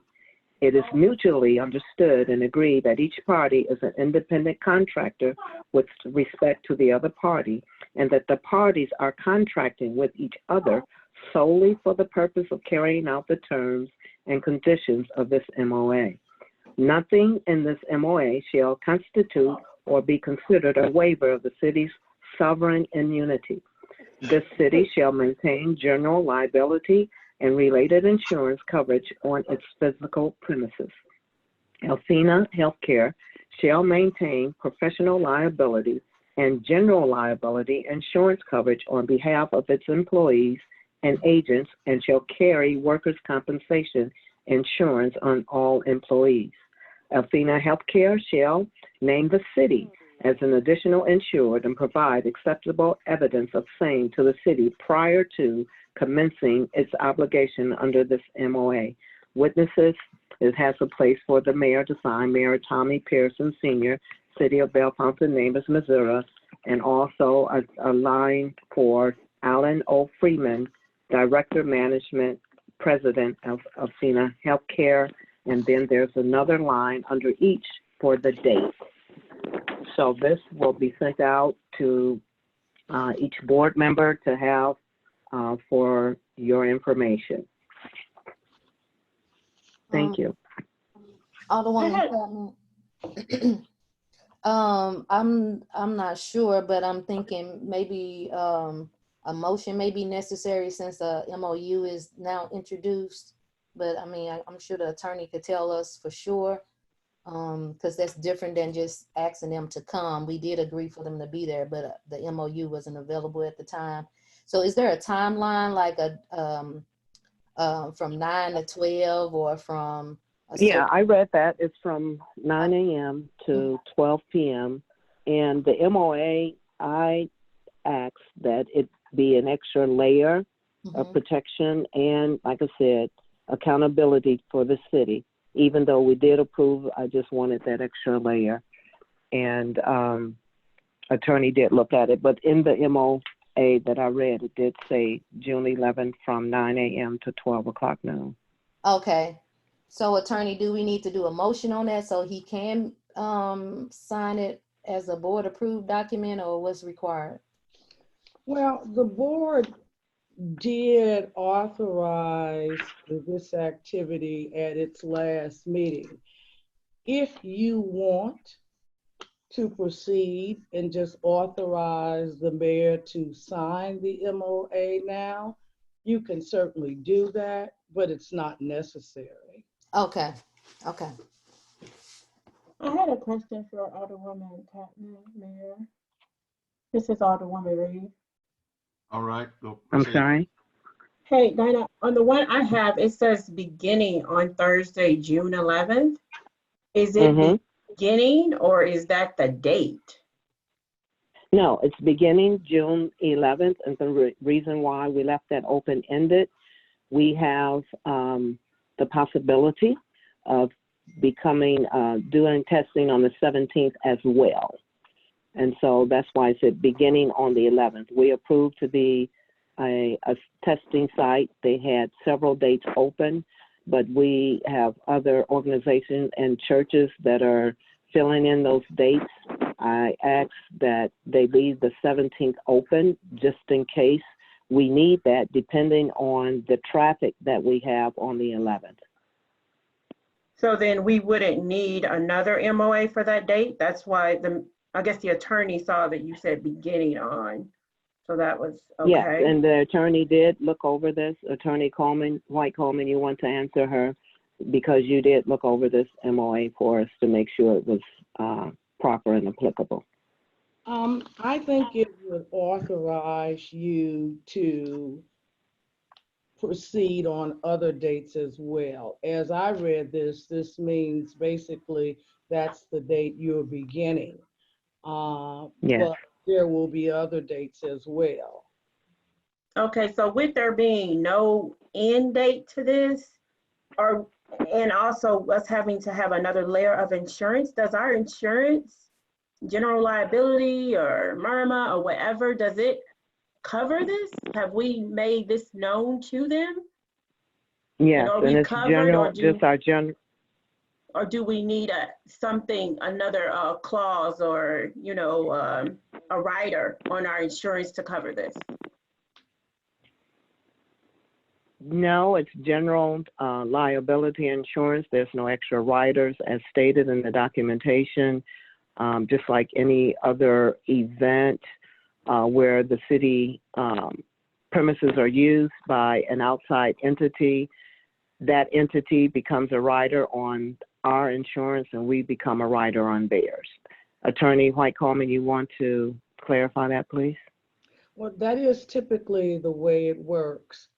I don't think, however, that it would do any harm just to reach out to Murmur and just confirm that everything is in order. There's nothing wrong with taking an extra precaution, unless Fran has already done that. I have not. And I know Chief is normally our Murmur rep, but I was just wondering because it's medical. It's not just, it's not just use of a building. It's, with this, everything's kind of funny with the COVID. So just didn't know. Yeah, and they'll be using the parking lot only. They won't have to access our building at all. But that's a good question. Chief, if you can answer that. If not, because I did add on the extra piece on there because I wanted to make sure that the city was covered and that there was full transparency. Fran, if Chief can't answer, Fran, would you reach out to Murmur tomorrow and make sure they see the MOA as well? Chief, you just popped back in. I can address it. So just for clarification, what is the specific question? They wanted to know if we needed, Alderwoman Reed wanted to know if we needed extra insurance to cover this endeavor since it was a medical agreement between a medical entity and ourselves to use our parking lot. Let me check with MIRMA. They will either recommend additional insurance coverage or they will recommend a waiver of liability. This is a completely different scenario than, let's say, Family Fest that was held here. The level of risk is not. I will find out. So you're asking for insurance concerning COVID testing site here? Yes, and if you could let me know tomorrow. We're finalizing all sites because we start setting up, and if that's going to be an issue, because we do have, entities where we're setting up these sites immediately for testing, and they needed the paperwork. So I appreciate that if you could follow up with them on tomorrow for us. Can you email me a copy of that MOA? I sure will. Oh, okay. This is Alderwoman West. First, I would just like to say thank you, Alderwoman Tapman, for taking on this endeavor. I have already been tested, but I plan to be tested again because I am extremely high risk. Yes. And just to share more information, and then I'll stop because of time, we have, the chief shared with me and also with the county exec, because they meet with the Clergy Coalition where I'm the chairman of civic engagement. They meet with us regularly because the COVID-19 is spreading at a tremendous rate in our community. And so because of the fear factor, I took on the responsibility of asking those churches and other nonprofit organizations to step up because the community trusts the church. You know, most times, most communities, if they need anything, they're going to go to the church. So some churches already have 3 dates because some of them already got I don't want to say pre-orders, but people who have inquired about coming. And so that's why we start adding on more than just 1 day, because the community is like, wow, you guys are doing testing. And that's why I wanted to keep an extra day for us, just in case the influx of citizens from inside our community as well as the surrounding community. I've already had people from Influence Church and some of the other churches and organizations saying they're coming to get tested at our site on the 11th. Sorry, I gotta come out here because I'm almost out of battery power.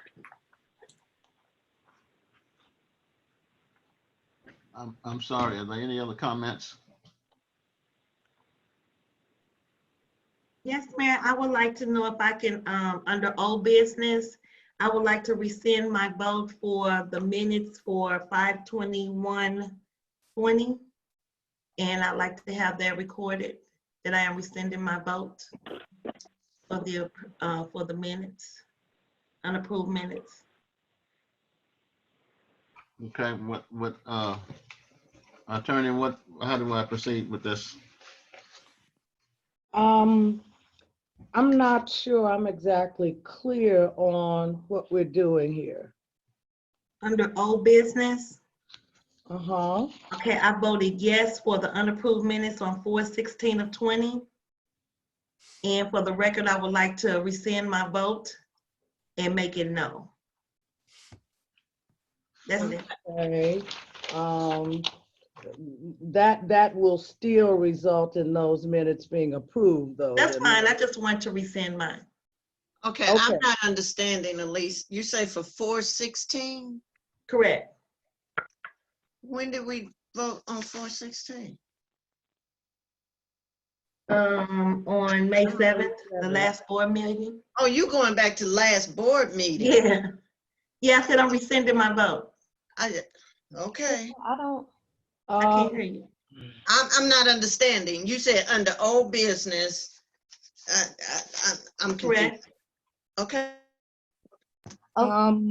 Alderwoman Dales, I'm looking at this now, and that presents a problem in that you second the motion. Yeah, you second that motion as well. So that would completely undo that action. Now, if you want to have the clerk note for the record here that although you did second and vote in favor of those minutes, that you want to rescind your vote, I think you can note that for the record, but we can't go back and undo what was done. That's what I said. I wanted it noted for the record. Just wanted to note it. Yeah, that's what I said. Fine. Okay. Yeah. Now I get it. So no for the record that you're No for the record. that you're rescinding Your yes, my yes vote. Correct. Give me the earphones. I can put the earphones on. Okay, Warnes, I'm muting you. No for record. Okay. And that was for the 4/16 minutes? Correct. Okay. So I don't need to do anything other than put this in for the records, even though she did second the motion. Yep, I just wanted to know. Okay. Okay, thank you. All right, we'll move forward to resolution number 2020-02.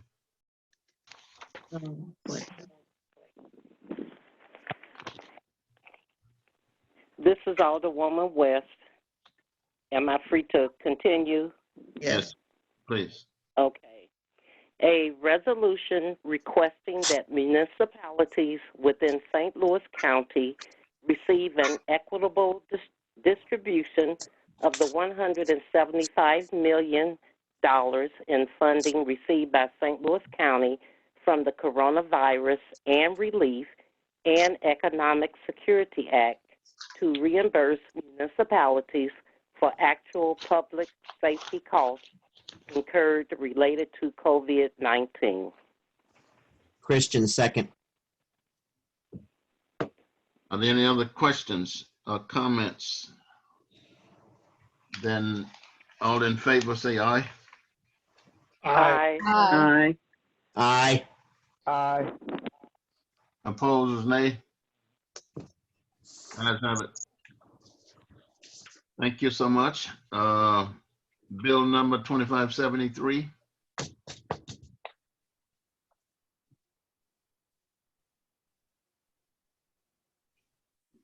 Alderman Christian. I didn't ask for it to be reintroduced, so I thought we took it off the agenda. Okay then. Bill number 2575. Mayor, Alderwoman Reed. Yes. I wanted to read Bill number 2575 to be approved for the first read and move to the second as amended. An ordinance providing and authorizing execution of a contract with AT&T via Regis for fiber connection services to support body cameras for Bellflower Neighbors Police Department. Is there a second? Christian, second. Are there any discussion? All in favor say aye. Aye. Aye. Aye. Aye. Opposed, nay. All right, bill passes. Bill, make one. Second read, second and final read, calling for a roll call vote for Bill number 2575 as it was amended, an ordinance approving and authorizing execution of a contract with AT&T via Regis for fiber connection services to support body cameras for Bellflower Neighbors Police Department. Is there a second? Christian, second. Are there any further discussions? Roll call vote, please. Alderwoman Avant Elliott, Yes. Alderman Christian, Yes. Alderman Weezy, Yes. Alderman Tatman, Alderwoman Tatman, I'm sorry, Alderwoman Dales, Yes. Alderman Thomas, Yes. Alderwoman Reed, Yes. Alderwoman West. Yes. Okay. Let me see, 75-25. The majority of the Board of Aldermen voted and passed Bill number 2575, which will become ordinance number 2570 when and if signed by the mayor. Ordinance number 2570. All right, bill number 2573. Mr. All Mayor, right, this is, 76. 76, I'm sorry. Mr. Mayor, can I make comment on the recent bill? Yes. Okay, so that concerned the AT&T fiber connection. There was the rest of that proposal. There were 3 other line items on there. I want to confirm those aren't part of that ordinance, but are those 3 other line items for equipment approved concerning the firewall maintenance, and way and land support? Okay. Any further comments? All right, that was just a statement, right? Chief? I'm asking if those the remainder of those costs are approved. They fall outside of the ordinance that the board just discussed. So there's 3 other line items on that proposal that need approval for cost for the firewall maintenance, and the WAN LAN support. Okay. I would believe so, Chief. This all I want to read because it attaches here to as Exhibit A. That's Exhibit A. Alderwoman area. Yeah, okay. Within that ordinance, it points to the attachment, Exhibit A, and that proposal is the Exhibit A. Okay, So, I mean, just confirming. Okay. Thank you. So that doesn't require any action, right? No. we already passed it, Mayor. Okay then. Bill number 2576. This is Alderwoman Yvonne Elliott. I will be making an amendment to the title and I will be reading it in its entirety for the purposes of the public. So I would like to make a motion to amend the title to state an ordinance to establish the compensation schedule for performing the duties of city administrator of the city of Belle Fountain Neighbors, establishing an effective date and repealing all inconsistent ordinances, and to move on to the second motion as well. I thought did you say you was gonna read the entire bill? Yes, I'm gonna read the entire bill. Yes. Whereas prior ordinances enacted by the Board of Aldermen from time to time have established compensation for performing the duties of the city administrator, and whereas the Board of Aldermen has determined that beginning the starting date of the city administrator, the compensation shall be commensurate with the experience, education, and training of a successful candidate. And whereas the Board of Aldermen now wishes to establish a new range of compensation as set forth by Addendum A, which is attached here to and incorporated herein. Now therefore be it ordained by the Board of Aldermen of the city of Belle Fountain Neighbors as follows.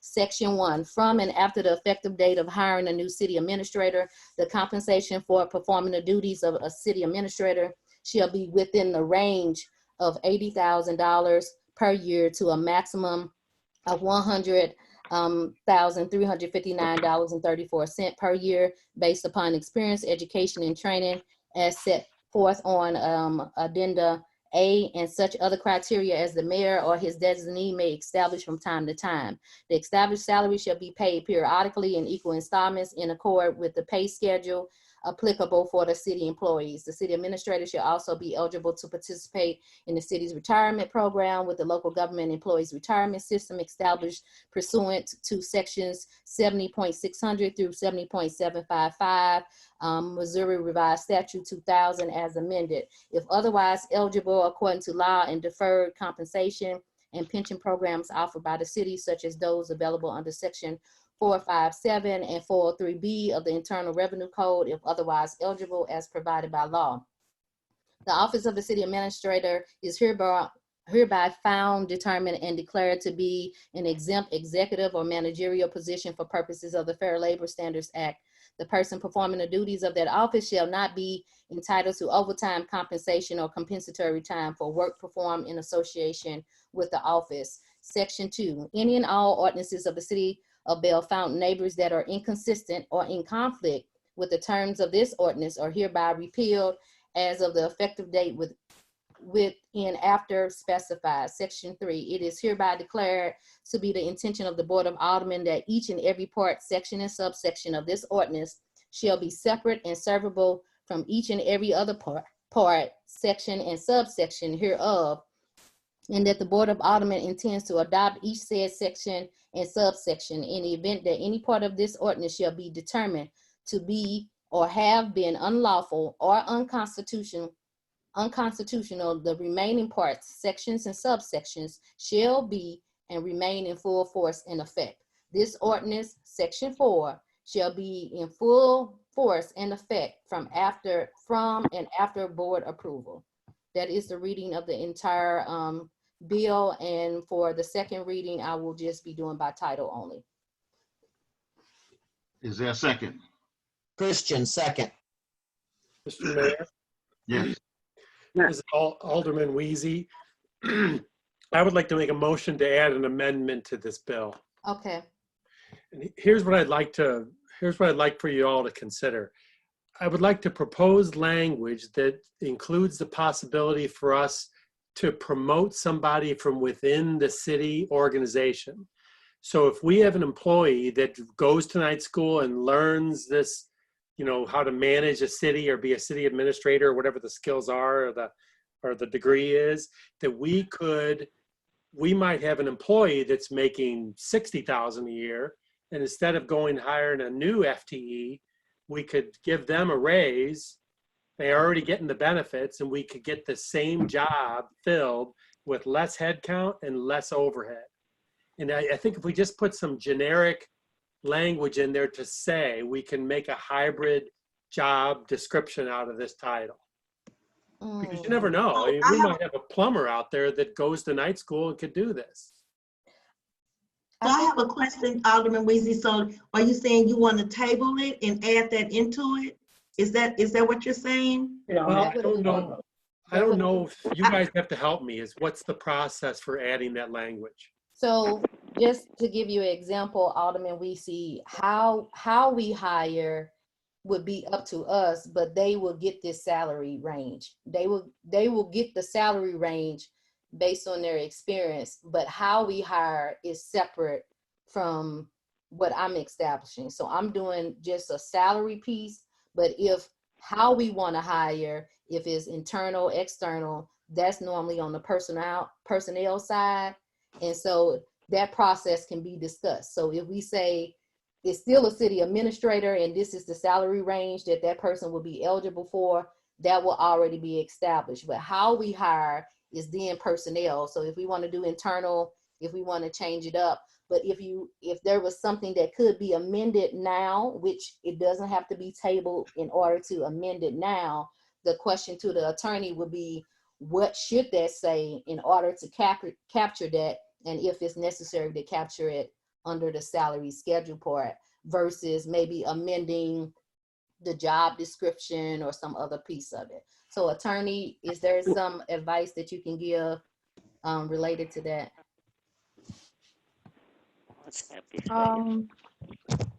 There's a motion. Is there a second on the floor for this Yes, bill? it's a second, yes. There is a second? Yes. Mm-hmm. All right. Alderman Weezy has been recognized and has the floor now. If you want, you can either make a friendly amendment to add that to this bill, but if you would prefer to see it in writing first, then you would have to table it and bring it back. Well, okay, so what we've done before, if we were adding something that we want to make the amended, then we were able to give the attorney any permission to properly document it within there, because then you can indicate the proper section that should go under. Right. If I can interject, if I remember correctly, say for instance, when we were trying to get the proper bills for the speed bumps and everything, I think we brought them back 4 or 5 times because things needed to be changed. I had to table it and then bring it back. We finally got it passed after the 5th try, which was good. It was a learning process for me, but each time someone wanted to add something or admit something, I had to withdraw it and then bring it back. But I still had some questions after we answered Alderman Weezy's questions. I have questions concerning the bill as well. Mm-hmm. So as far as an introduction to this has been prior months where the salary scale was introduced, and this just complements that salary scale that we discussed at several board meetings. And so at this point, this is a reintroduction so it can be placed on the agenda. And some individuals have had this long enough to add something to it, because it doesn't have to be suggested at this particular point. It could have been suggested before, but that still has to be something that everybody thinks makes sense to be added, as far as a clarification around how to hire and how to make hybrid. This is generally compensation only. That's why even before, when there was a lot of conversation about the rec center job description, the attorney had added that when I did not intend for it to be a part of it. I wanted it separate. And so then the next time it was introduced, it was just the salary, because the details of the process can be different than what the salary is, because you're talking about two different HR processes at that point. So salary And that, how you hire is two different things. So there can be a whole nother ordinance that speaks to a hiring process that's separate from this is how they would get paid, you know. So that's the difference between the two. and thank you, Alderman Elliott. I understand that, Okay. but for me, we're talking about a city administrator. I have two issues with it, first of all, but I'm addressing this first issue we're talking about. This is a big change. If we're talking about with Alderman Weezy presented, to make it applicable to if we have someone within our ranks that's already employee that we want to have the ability, because of, number one, this is a good segue to what we're going through now. For a person who we have on board that may be qualified, but we have an ordinance that states that we are allowed to first and interview our employees if we have it in writing that covers us. And that's a big change, because I think that's a good idea that we do that. That way we give people a chance to be promoted from within, and we support them. But to that end, that's a big change. It's not a simple one. But my other question is this, and concern. We are in a season of pandemic. We don't know how long this is going to last. The Treasurer report states that we already have a 15% downfall. That's hard numbers between March and April. Stiefel is projecting across the board a 20 to 30%.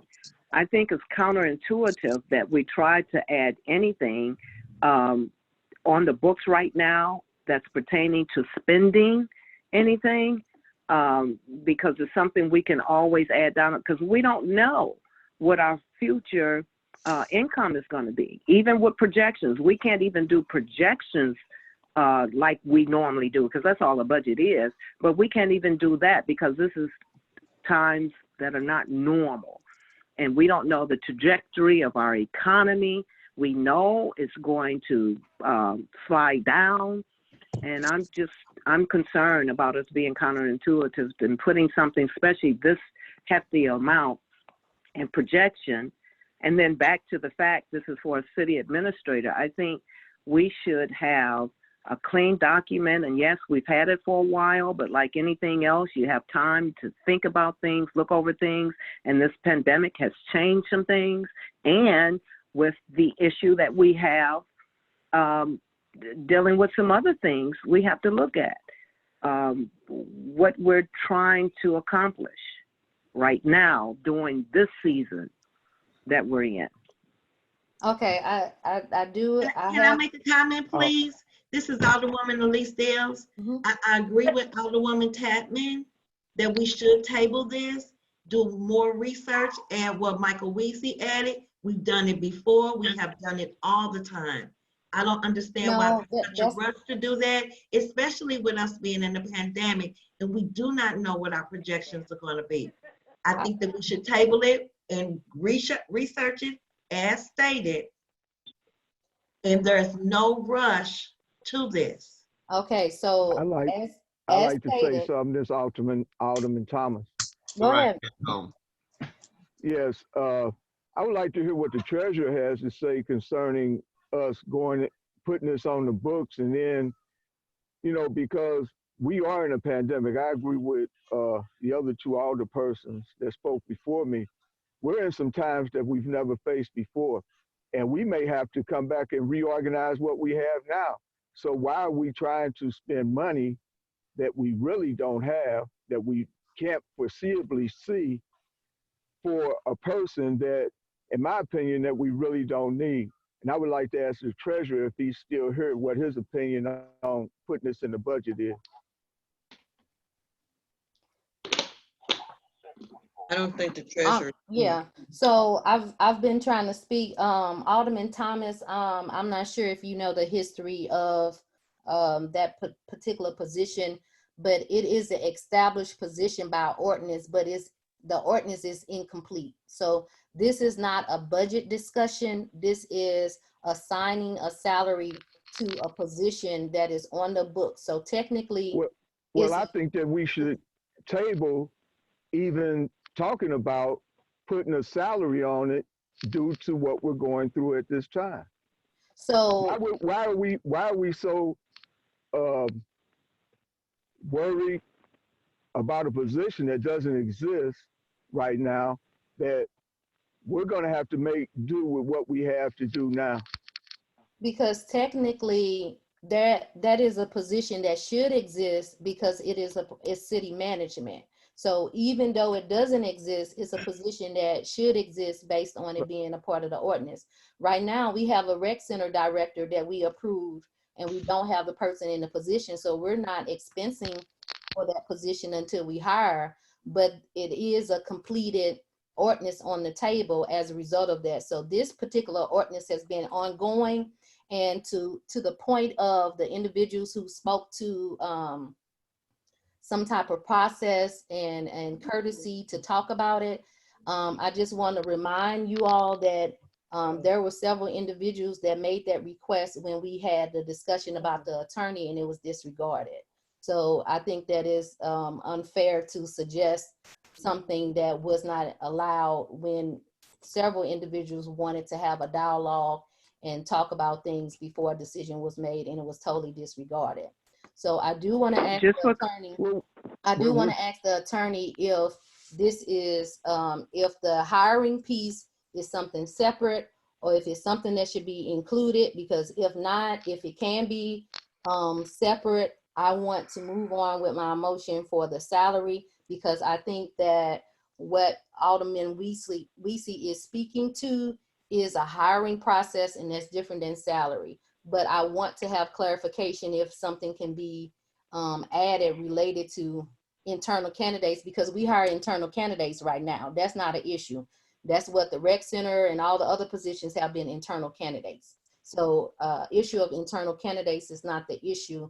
We're just trying to get a salary attached to a position that we currently have on the books. It's been incomplete for months, for years, from the time that they established it. So this is to complete that process. And if the board, doing budget discussions or hiring practices or whatever, decide they want to hire or not hire, that will be the board vote. These are two separate entities, completely separate entities.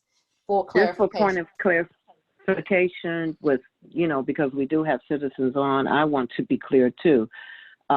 Because you stated it is a position that we have on the books, but like all the positions, it is not a required one.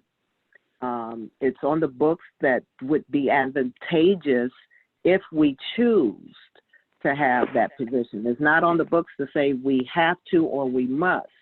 But back to the point of the two demarcations between a hiring practice and a budget practice, I think that, as it was stated, because of the times we're in and going forward, if we have something that's more precise and direct and saying for the position of the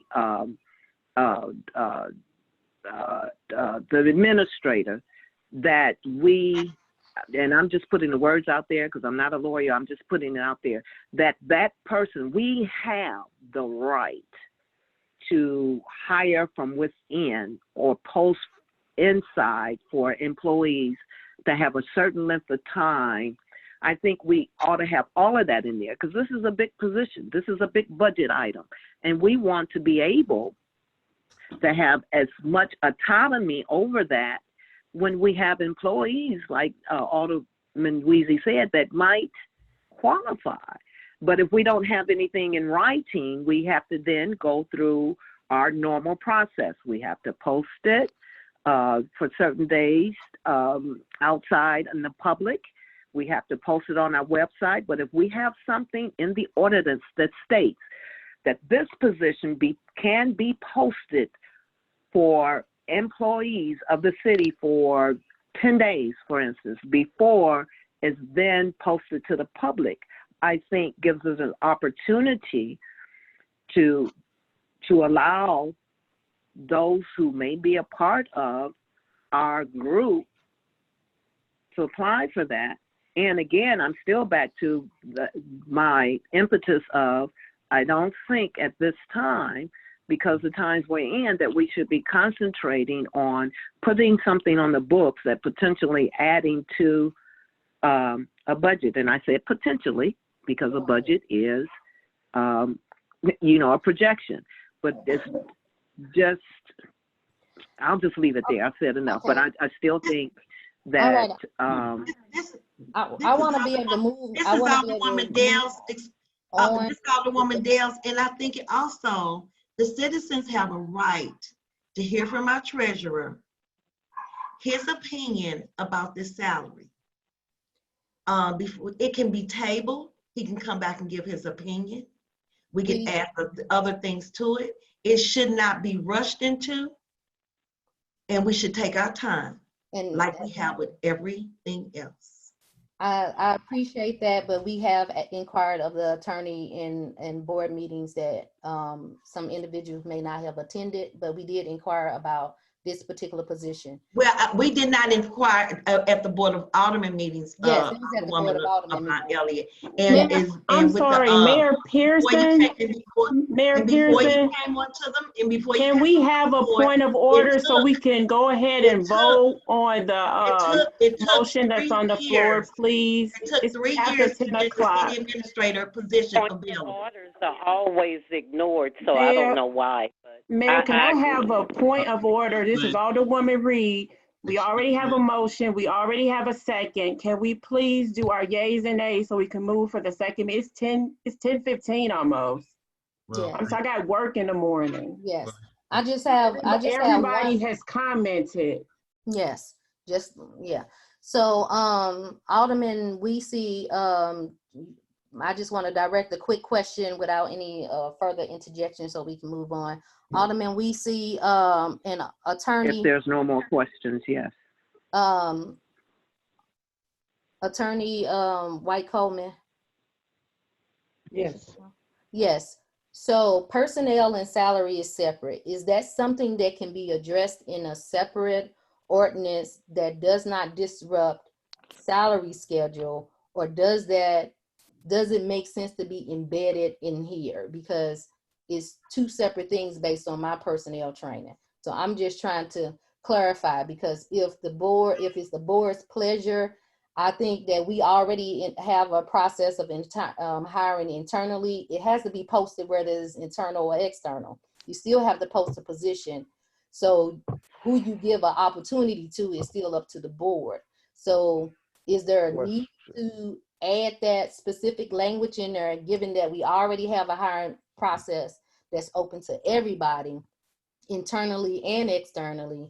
Or does that have to necessarily be in there in order to move forward with that particular request of Alderman Weesey?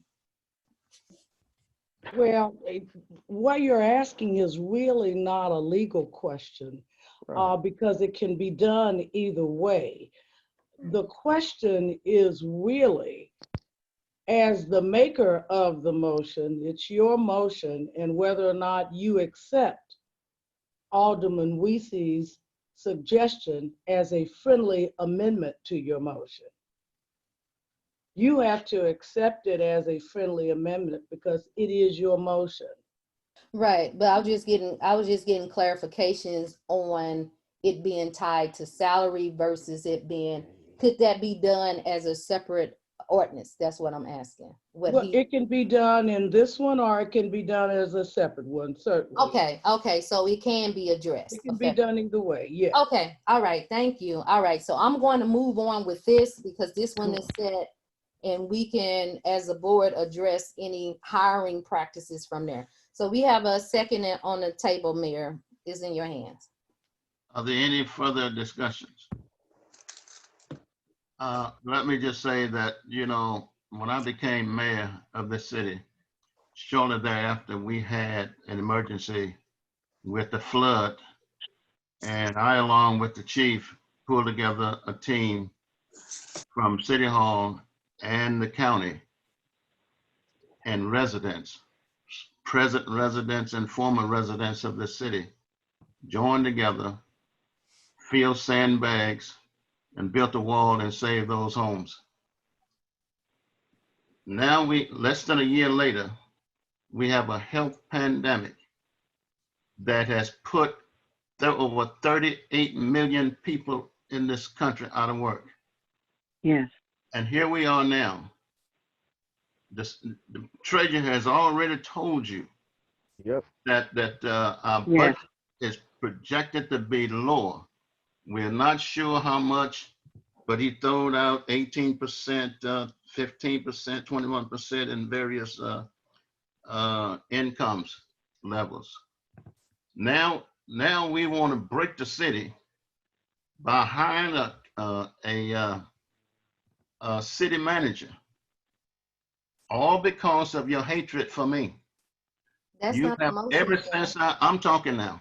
Okay, that's not. I've allowed you to talk. Now I'm going to talk. Okay. And here we are. People are dying all around us.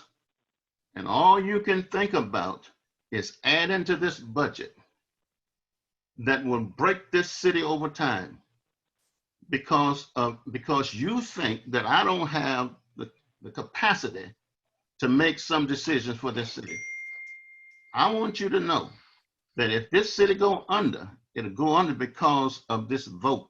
One, you know, if it goes the wrong way.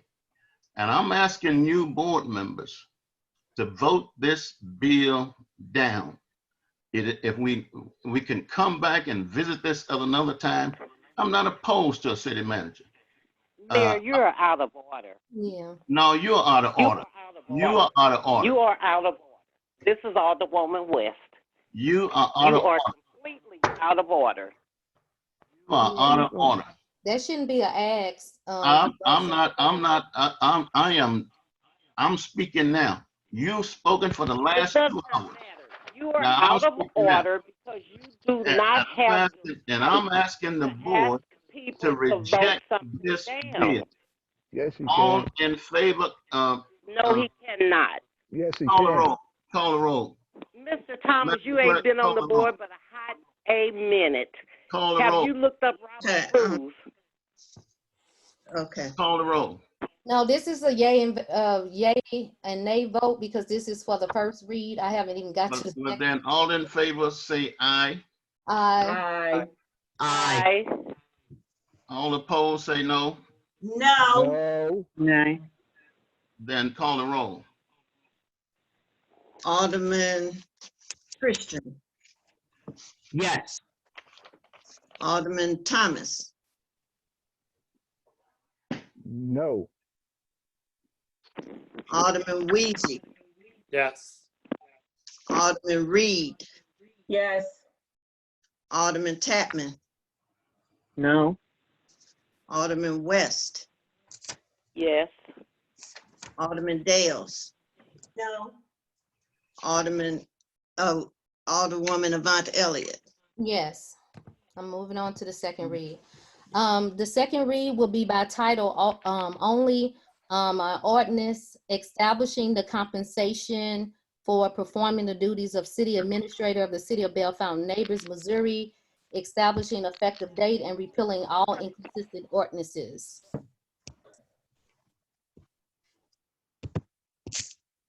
Is there a second? Christian, second.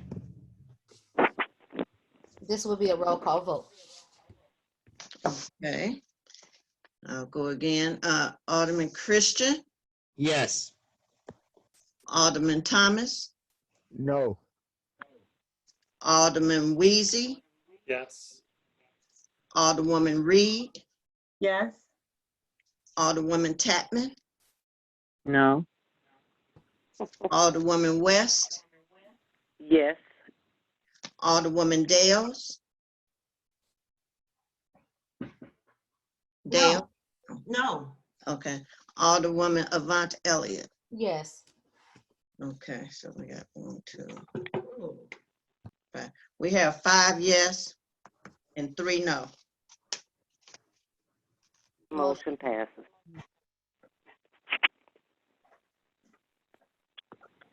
And citizens take note. Yep. Big pardon?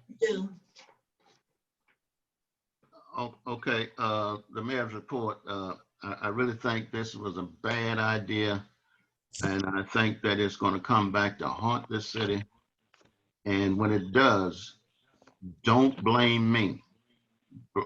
Blame yourselves for what happens in this city from this point on. Not me, you did it. Now, the next thing is paying bills online.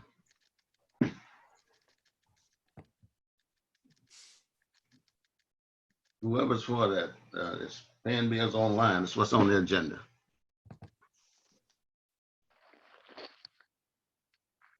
That's under the mayor's report. That's on the what? That's under on the your mayor's report. Well, then do we have approval to pay bills online so that we can get bills paid in a timely fashion? Mayor, are you referring to bill pay, like using a credit card or doing a ACH or something like that? Yeah, some bills that we could pay online, all of them we can't, but those that we can, we'd like to pay them online. Is there any ordinance that suggests that we can't do that already that you're aware of? I'm not aware of any.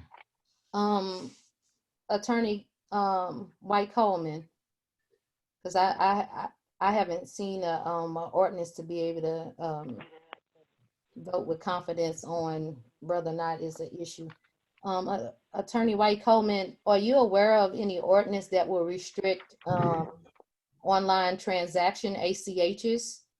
Because we don't have our finance person on here, so we don't know if it's an audit issue or anything like that. Are you aware? I am not sure, but I can certainly look into that. Okay. Mayor, do you want to wait till she's able to investigate that? Because we don't know if it's an audit issue to be able to do that or not, if there is some type of potential for theft and that's why they didn't allow it. I'm just not sure.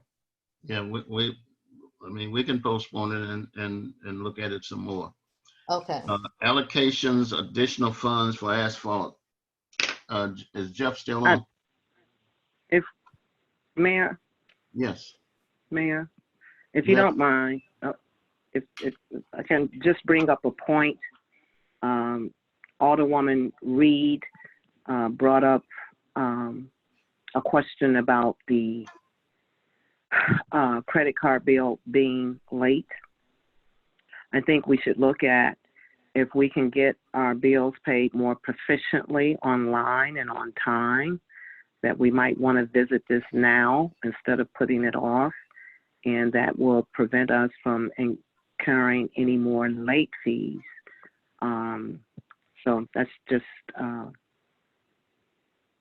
statement I wanted to make for us to think about.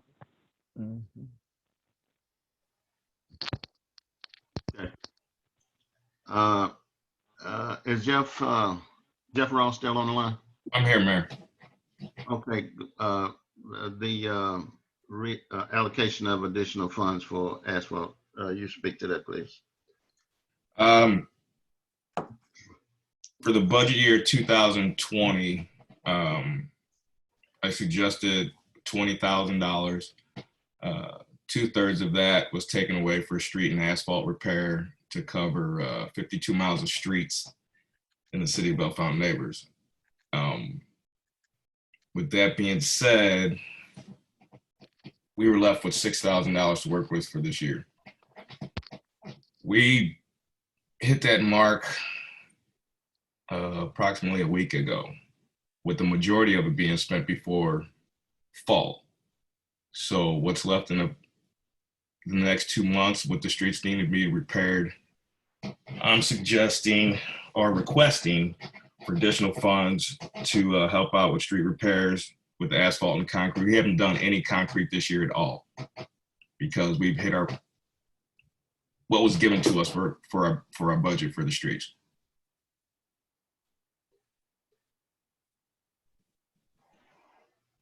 Board, what is your pleasure?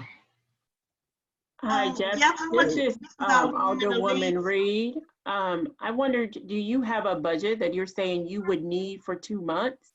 I mean, seeing that it's May 21st, next week's a holiday. So what are you projecting that you're going to spend actually in 1 month? Because the budget hopefully will be approved by July 1. Correct. And we went through just under $1,000 in less than a week, and that was only repairing approximately 40 to 100 feet of street over off of Lilac. So in the next 2 months, I would suggest a request of an additional 5,000 to 6,000. I mean, it's really only like about 5 weeks to the new budget year. So that's for like 8 weeks, you're thinking? Yes. Okay. Now, what are you saying? You're saying that you're approving the additional amount? I mean, is that what we're saying? I would like to make a motion that the street department is allowed to spend an extra $6,000 in the budget year of 2019 to 2020 for asphalt and concrete. This is Alderwoman West. Alderwoman Reed, I believe that would be in a conflict of interest. I would suggest that someone else make the motion. Oh, that's fine. I mean, to work for the city though, it's just for the materials, not for people. Right. It's just for additional materials.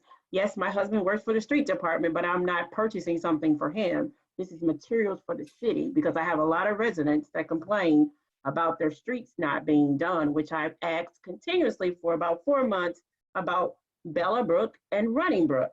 So if we need materials for the city, that's an ask for materials for the city. It has nothing to do with Paul Reed. All right, thank you. I second. Alderwoman Von Elliott, I second. Any other questions or comments? All in favor, say aye. Aye. Aye. Opposers, nay. Ayes have it and so ordered. May I have a question? Okay. Go ahead. I would like to make a motion that the alderman comments be eliminated and we allow the citizens to speak. Is there a second to that motion? I second the motion.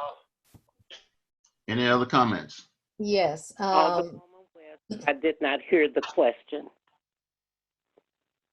Would you please repeat, Alderwoman Dales? Make a motion to eliminate the report of the alderman and allow our citizens to speak. Okay, thank you. You said for the question, Mayor, any amendments to the agenda needed to take place at the beginning of the agenda, and all amendments were made at the beginning of the agenda. So unless you're making another amendment to the agenda and making a motion for that, the amendment of the agenda has already taken place and we've carried that process all the way through. I So can make the amendment as long as the citizens are allowed to speak. Attorney, this is a question for you. How do we need to amend the agenda whereby the citizens would have an opportunity to participate? Well, although the amendments were requested at the beginning of the meeting, it is certainly the board's prerogative to permit an amendment at this time to allow the citizens to speak. If that amendment passes, then the action Citizens would speak. proceed as indicated. Yep.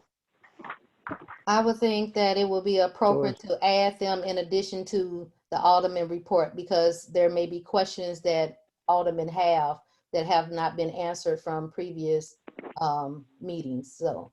Well, I will make a suggestion that we actually pick up the phone and make that, and allow our citizens who have sat in this meeting for 3 hours to give them a voice. Let them ask the questions. They're There's, gonna ask for 3 minutes. We've been talking all during these meetings. We can pick up the phone, we can send emails. Allow our citizens who came to the meeting chance to talk. that's not the debate. You're now asking for Aldermen to not speak as well. There are questions that still haven't been asked. So, Mayor, out of respect for the citizens who sat here and listened to this, they want to be heard. And if we have the availability to give them their voice at this time, I vote that we give it to them. that's not what I was saying. She is No. also voting to Right, eliminate and us giving a we've report. already spoke. We've already spoke. This is Alderwoman West. I have things under my report that I need to report. The purpose of my motion in the beginning was due to the mayor who wanted to eliminate reports. It's a motion on the floor. And may I finish, please? And so, for me, the reports of the treasurer and collector are more important and should take precedence. And those reports were read. Please, may I those finish? reports were read. May I please finish? So, those reports should take precedence at this meeting. And they were read. Now, at no time am I saying that they should be completely eliminated from every meeting, but it was the mayor who wanted, because of the COVID virus and because of Zoom meetings, to shorten the meetings. That is why I made the request. I know the citizens and the residents have very important things to say, but as far as I am concerned, not so much important as the monetary conditions of the city. Now, Mr. Thomas, please proceed. Thank you. There's a motion on the floor. And it's been All right, seconded. that the motion, who seconded it? I seconded. Okay. And the motion on the floor is to eliminate all the people comments and allow the citizens to speak. All in favor, say aye. Aye. Aye. Opposers, nay. Nay. Nay. I would like to make a motion. I didn't get all of it. Mayor, can we have a roll call vote on that, please? Yes. Thank you. I was going to call for one. All right, roll call. Okay. Alderwoman Dales. Yes. Who's next to her? Avant Elliott. No. Christian. No. Thomas. Yes. West. No. Tapman. Yes. Reed. No. And Wheezy. Yes. We have 1, 2, 3, 4 yes and 4 no, Mayor. Then I vote in the affirmative to let the community speak, public speak. I beg your pardon? And thank you, Matt, for listening to the voters. I appreciate that. Right. So we're turning the meeting over to the public, 3 minutes each. Would you, whoever want to come? Excuse me, Mayor, this is the city Say clerk. this Can I- before Ms. Lane continues. Miss West, let me say this. West. So am I to understand that the alder people will not be able to give their vote, that after the public speaks, the meeting will be adjourned? No, Is that correct? No, you can still have you'll still have your opportunity to give your reports. Mayor, that was not my motion. My motion was to eliminate the comments of the alder people and allow the citizens to speak so they can have their voice and we can end the meeting. That was my motion. And that's what it was voted for. It was 4 and 4 against. So after our voters make a comment, the meeting will be adjourned. No, another motion can be made. So Okay, make the let other public motion. go. You can talk to yourself. Well, let's now hear from What you say, Mayor? let's hear from the citizens at this point. Okay, this is the city clerk. This I is need, Alderwoman West. Can we please limit them to 3 minutes? Yes.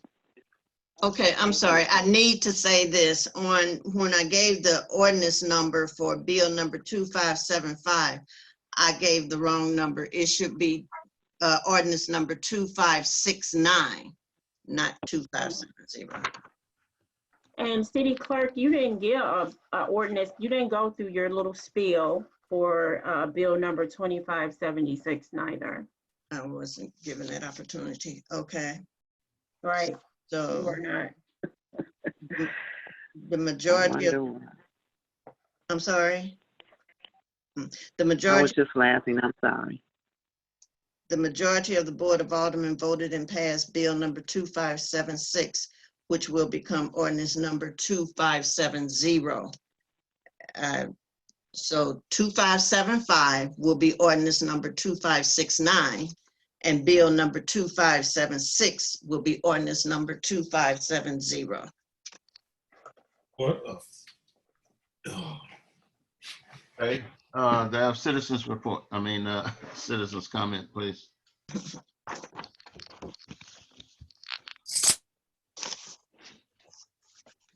Mayor Pearson, Yes. this is Alderwoman Reed. Since our meeting will be adjourned after this, I'm sorry, I got a meeting to get to early in the morning. So I would like to be excused. You may be excused. Thank you. All right. There are public comments.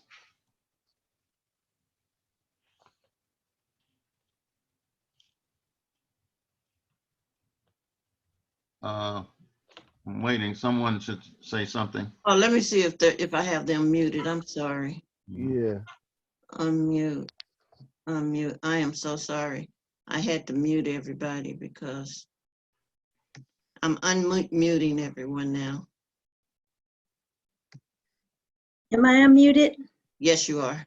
Okay, well, since no one else has spoken, this is Felicia Gillespie and Wesley Gillespie, 619 Marshfield Drive. I'm a little worn out now, so I came to the meeting excited and overzealous to try to work as a community. But after this meeting, this is just disheartening. I'm disheartened for a number of reasons. One, because of the way our city attorney was treated, and I've never seen a city attorney in the past be scrutinized the way our current city attorney has. And she's spoken more tonight than our past city attorneys spoke in months. And so I'm going to try not to be emotional, but I'm just very disappointed in the board.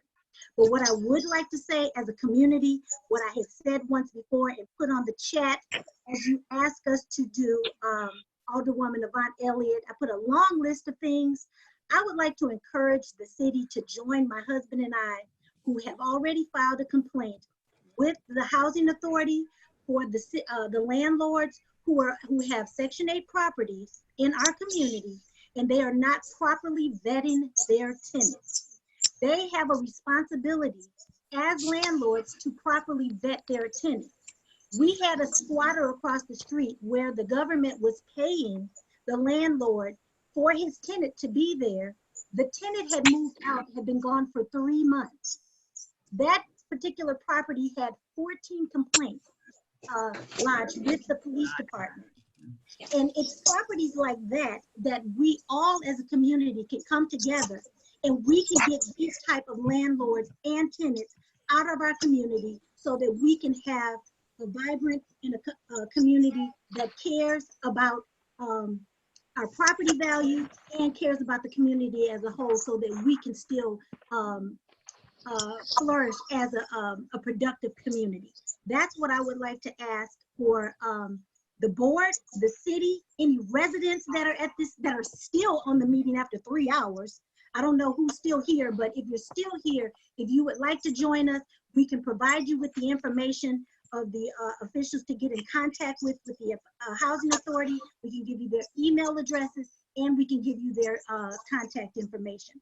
And also, I was the one that that Chief Eiler spoke to about trying to get the citizens that have Ring doorbells, because after the shooting in May and late April, we had a shooting over in our community that was a week apart. Several citizens on our residents on our street have now installed cameras. And so if we can get, and that's, I mean, we don't have to use a platform. We can just go door to door.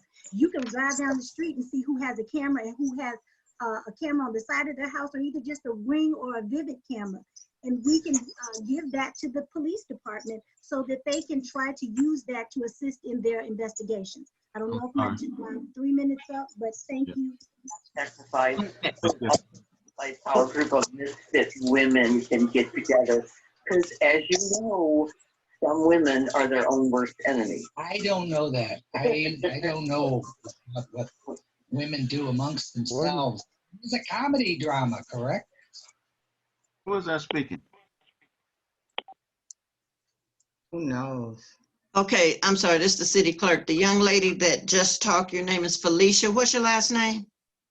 Gillespie, Gillespie. And your address, please. 619 Marshfield Drive. 619? Yes. Okay, thank you. You're welcome. This is, you ready, City? Yes. Clerk? This is Wanda Lane, 9915 Martingale.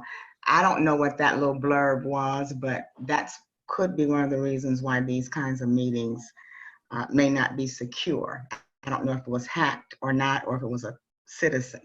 But I thank the citizen judge for her comments, and that's it. I think that the behavior of the board this evening actually sunk to a new low. I've seen it be low, but it sunk to a new low this evening. I appreciate Mayor and your trying to maintain your composure and all of this. I don't know, I'm going to write a letter, of course. I believe that the board of aldermen has lost their direction. I thought all the board members were equal, but it seems to be that the president of the board is the one who is directing and leading everything. And it just appears that way to me, which would certainly be a violation of the ordinance, which states that the president of the board should only be effective or take any kind of leadership would be in the absence of the mayor, and that's not what I'm seeing. So you guys gonna do what you're gonna do, but to say disappointed is just, that ain't even strong enough words. Thank you, City Clerk. You're welcome. Anyone else?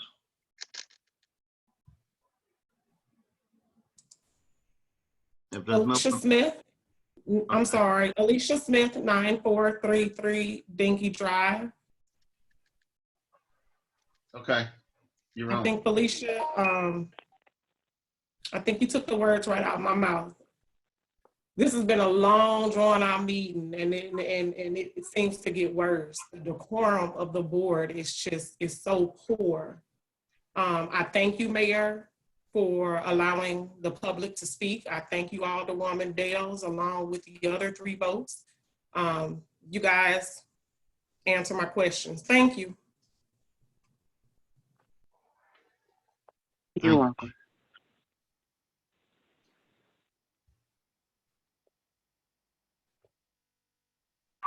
Anyone else? And seeing none, do we have everybody unmuted? Yes, I have unmuted everyone. Okay then. I have a question. May I be excused, please? I have something to do in the morning. This is Alderwoman Elise Dales. Sure. Excuse. Thank you. All right. Report of the board. Oh, no, I don't want to hear that. How do you get off of here? Hang up. Mayor, just thank you for allowing the reports of the board. May I make a motion to allow that back onto the agenda, please? Sure. Okay. Yes. Okay, I would like to make a motion for the alderman to provide reports as needed. Alderwoman West, I second. Any discussion? All in favor, say aye. No, Mayor? Yes. Aye. Oh. Somebody call me. Alderwoman I did. I'm Pat- sorry. I'm gonna have to leave as well. Okay. Okay. All right. Good night, everybody. Good night. Good night. All in favor, say aye. Aye. Opposed? Aye. All right. Report of the. No. Thomas, no. Okay, wait a minute. Christian, no. Thomas, no. And any other? How many? There are only people here is Christian, Wheezy, Christian, Thomas. Is Barbara West still here? Yes, I am. And Barbara West. So it's 4 That's it. That's 4. Okay. If there's only 4, we don't have quorum anymore. Don't have a Right. quorum. We won't be voting on anything except that we can't even adjourn the meeting then, if that was the case. So. Go ahead on, make your report. I'm not staying on here all night. Right. Okay. Go ahead and call the roll, my dear. Call who's here. Okay. Alderwoman West. Present. Tapman. Reed. Well, Weezy. Yes. Thomas. Yes, I'm here. Christian. Oh, we voting you we're here, or are we voting for this motion? Right. I mean, I didn't mean call the roll. I mean, just call all the people for their report. Oh, okay. Oh. Alderwoman Avant Elliott. Yes, I did have an inquiry, Mayor. Can you give a little bit of information about the event on tomorrow? I did talk to the pastor and he indicated that the flyer that was published wasn't the updated one, but he was going to send something to Fran. So could you share a little bit about the event tomorrow?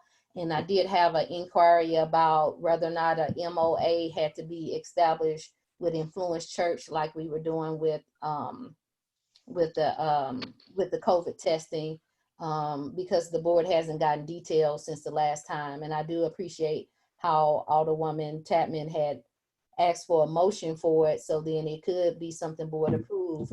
But you know, we never got any additional information about the event to make sure that, you know, it was in compliance or whatever the logistics were. So do you have any information about that? Well, Alderman Dales was handling that, and she's left, so Okay. I didn't get that involved in it. I knew it was supposed to take place, the food giveaway. Okay. Okay, so maybe that can be a follow-up. So yeah, so I do understand it will take place tomorrow, but we just don't have any additional details about that. I know that we didn't get a chance to finish the budget discussions, Mayor. Or there have all of the directors or whoever submitted their budget requests, like their recommendations for the budget? What's our status? Fran, have the departments submitted their budgets yet? No one has given me anything. I was not aware of. No. So Chief might be the only one so far. So I know we don't have a quorum, but I know in the past we have not had some type of public opportunity for them to engage in questioning of the budget process. Is that something that we can potentially consider doing? I know we're not taking a vote, but I'm just wondering if that could be some type of option to allow the public to ask questions about the budget before we go through the approval process. Are you talking about the strategic planning? No, I'm talking about a meeting, whether it's pre-meeting, like an opportunity for the budget, proposed budget to be presented to the public and they engage in questions about it. When we get the budget from the departments, then sure, we will Okay, public. we can facilitate that. Okay, and I just wanted to make a point of clarification. The city work related to city management is not something that is any of the board's responsibility, and that is not something that I engage in any city work. So I am in my lane with whatever I do as an alderperson for clarification of the statement about my role as a president of the Alderman Board. So I do want to clarify that, and I will attempt to be at the event tomorrow, and any additional information I will clarify. We are at 60-something% on the census, and we do need to continue to push our residents to complete that census so we can move forward. So that concludes my report. They can move on to the next person because I can leave everything until we get to the budget discussions. Alderman Thomas. Yeah, this is Alderman Thomas. With what we're going through this pandemic, I think a lot of people are sick and they don't know. I applaud Alderperson Tapman for spearheading us getting a testing site on our grounds at the rec center, and I hope that we can do more so that we can find out how far this disease is treading into our community. I look forward to working with the chief and the citizens even more to curtail some of this violence that is uprising in our community. And that's it. Okay. Alderman Weezy. I'll forego what I was going to say in the interest of time, but I will make this comment. This whole getting rid of that open to the public, I mean, I thought we were going to do the beginning one, not both. I mean, we should never not listen to the citizens, for God's sake. I mean, they're us. So that's just my opinion, sorry. Go on, I'm done. Okay. Alderman Christian. No report. And Alderwoman West. Okay, I will try to be brief. First of all, when I made that motion, it was simply because I was replacing the reports of the treasurer and the collector for the comments from the citizens. I know that their voices are extremely important, but because of what the mayor said, I was trying to condense it as well, but I felt that the treasurer and the collector's report were more important or should take precedence over what the citizens had to say, especially because they could write their comments down. So that being said, I want to say I submitted an ordinance last year through our previous attorney regarding a criminal nuisance law, which was to include more accountability from landlords. Our new attorney, Mrs. White Coleman, will be continuing in that effort. Also, Alderman Weesey and Mr. Barrett is working in collaboration with me on this ordinance. Additionally, I met with Chief Eiler on Monday regarding the problems with residents playing basketball and spoke with Attorney White Coleman regarding amending our present ordinance to include, and I quote, sports-related activities will be limited between the hours of 9 a.m. and dusk.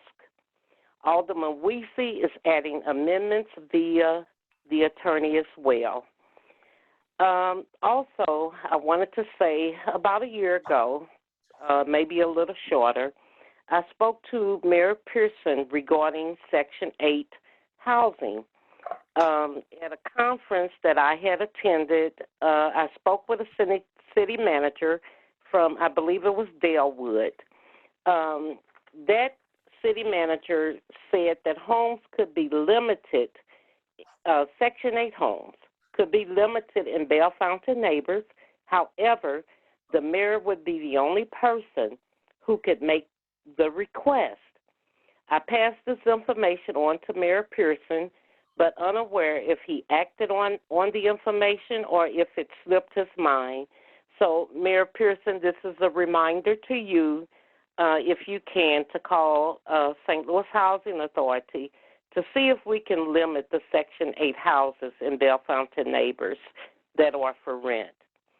I also want to say to you, Mayor Pearson, that the ordinance for a city administrator, and for those of you who did not attend meetings and have been appointed to the board, that this ordinance was worked on like some 3-4 years ago. And I believe that Alderwoman Avant Elliott was only trying to establish a salary.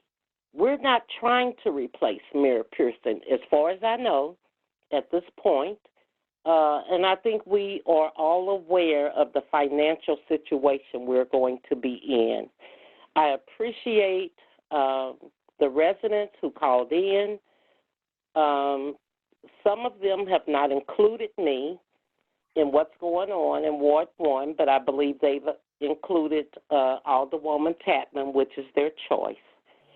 And I can appreciate that as long as somebody is working on this. So that concludes my report, and I appreciate all of you.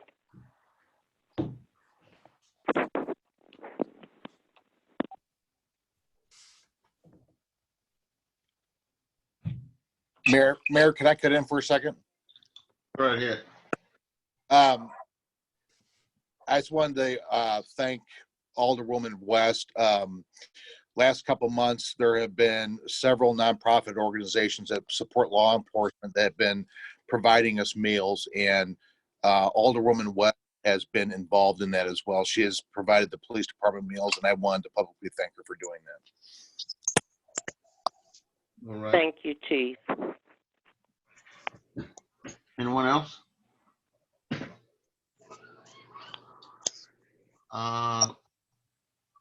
Madam Clerk, is there anyone else? Are there any other board members who have not spoken that are still on the line? No, we went through all of them that's still here. Thank you. Well, then let me thank the public for their patience and for hanging in there. A lot of you are still on. Thank you so much, and hopefully we can get better in the future and do things that benefit this city and not ourselves. Is there a motion to adjourn? Mayor, I would like to make a motion to adjourn the meeting at 10:59 p.m. I'll second. For West Sector. It's moved and properly second that we adjourn the meeting. All in favor say aye. Aye. Opposers nay. Meeting's adjourned. Thank you all. Good night. Have a good night. Good night. Fran, Be there's safe. ability to save the chat.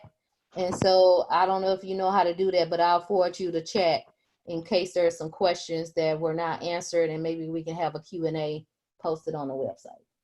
Okay, thank you. Okay. All right. Goodbye, everybody. I'm ending. Bye-bye. Okay. Bye. Bye-bye.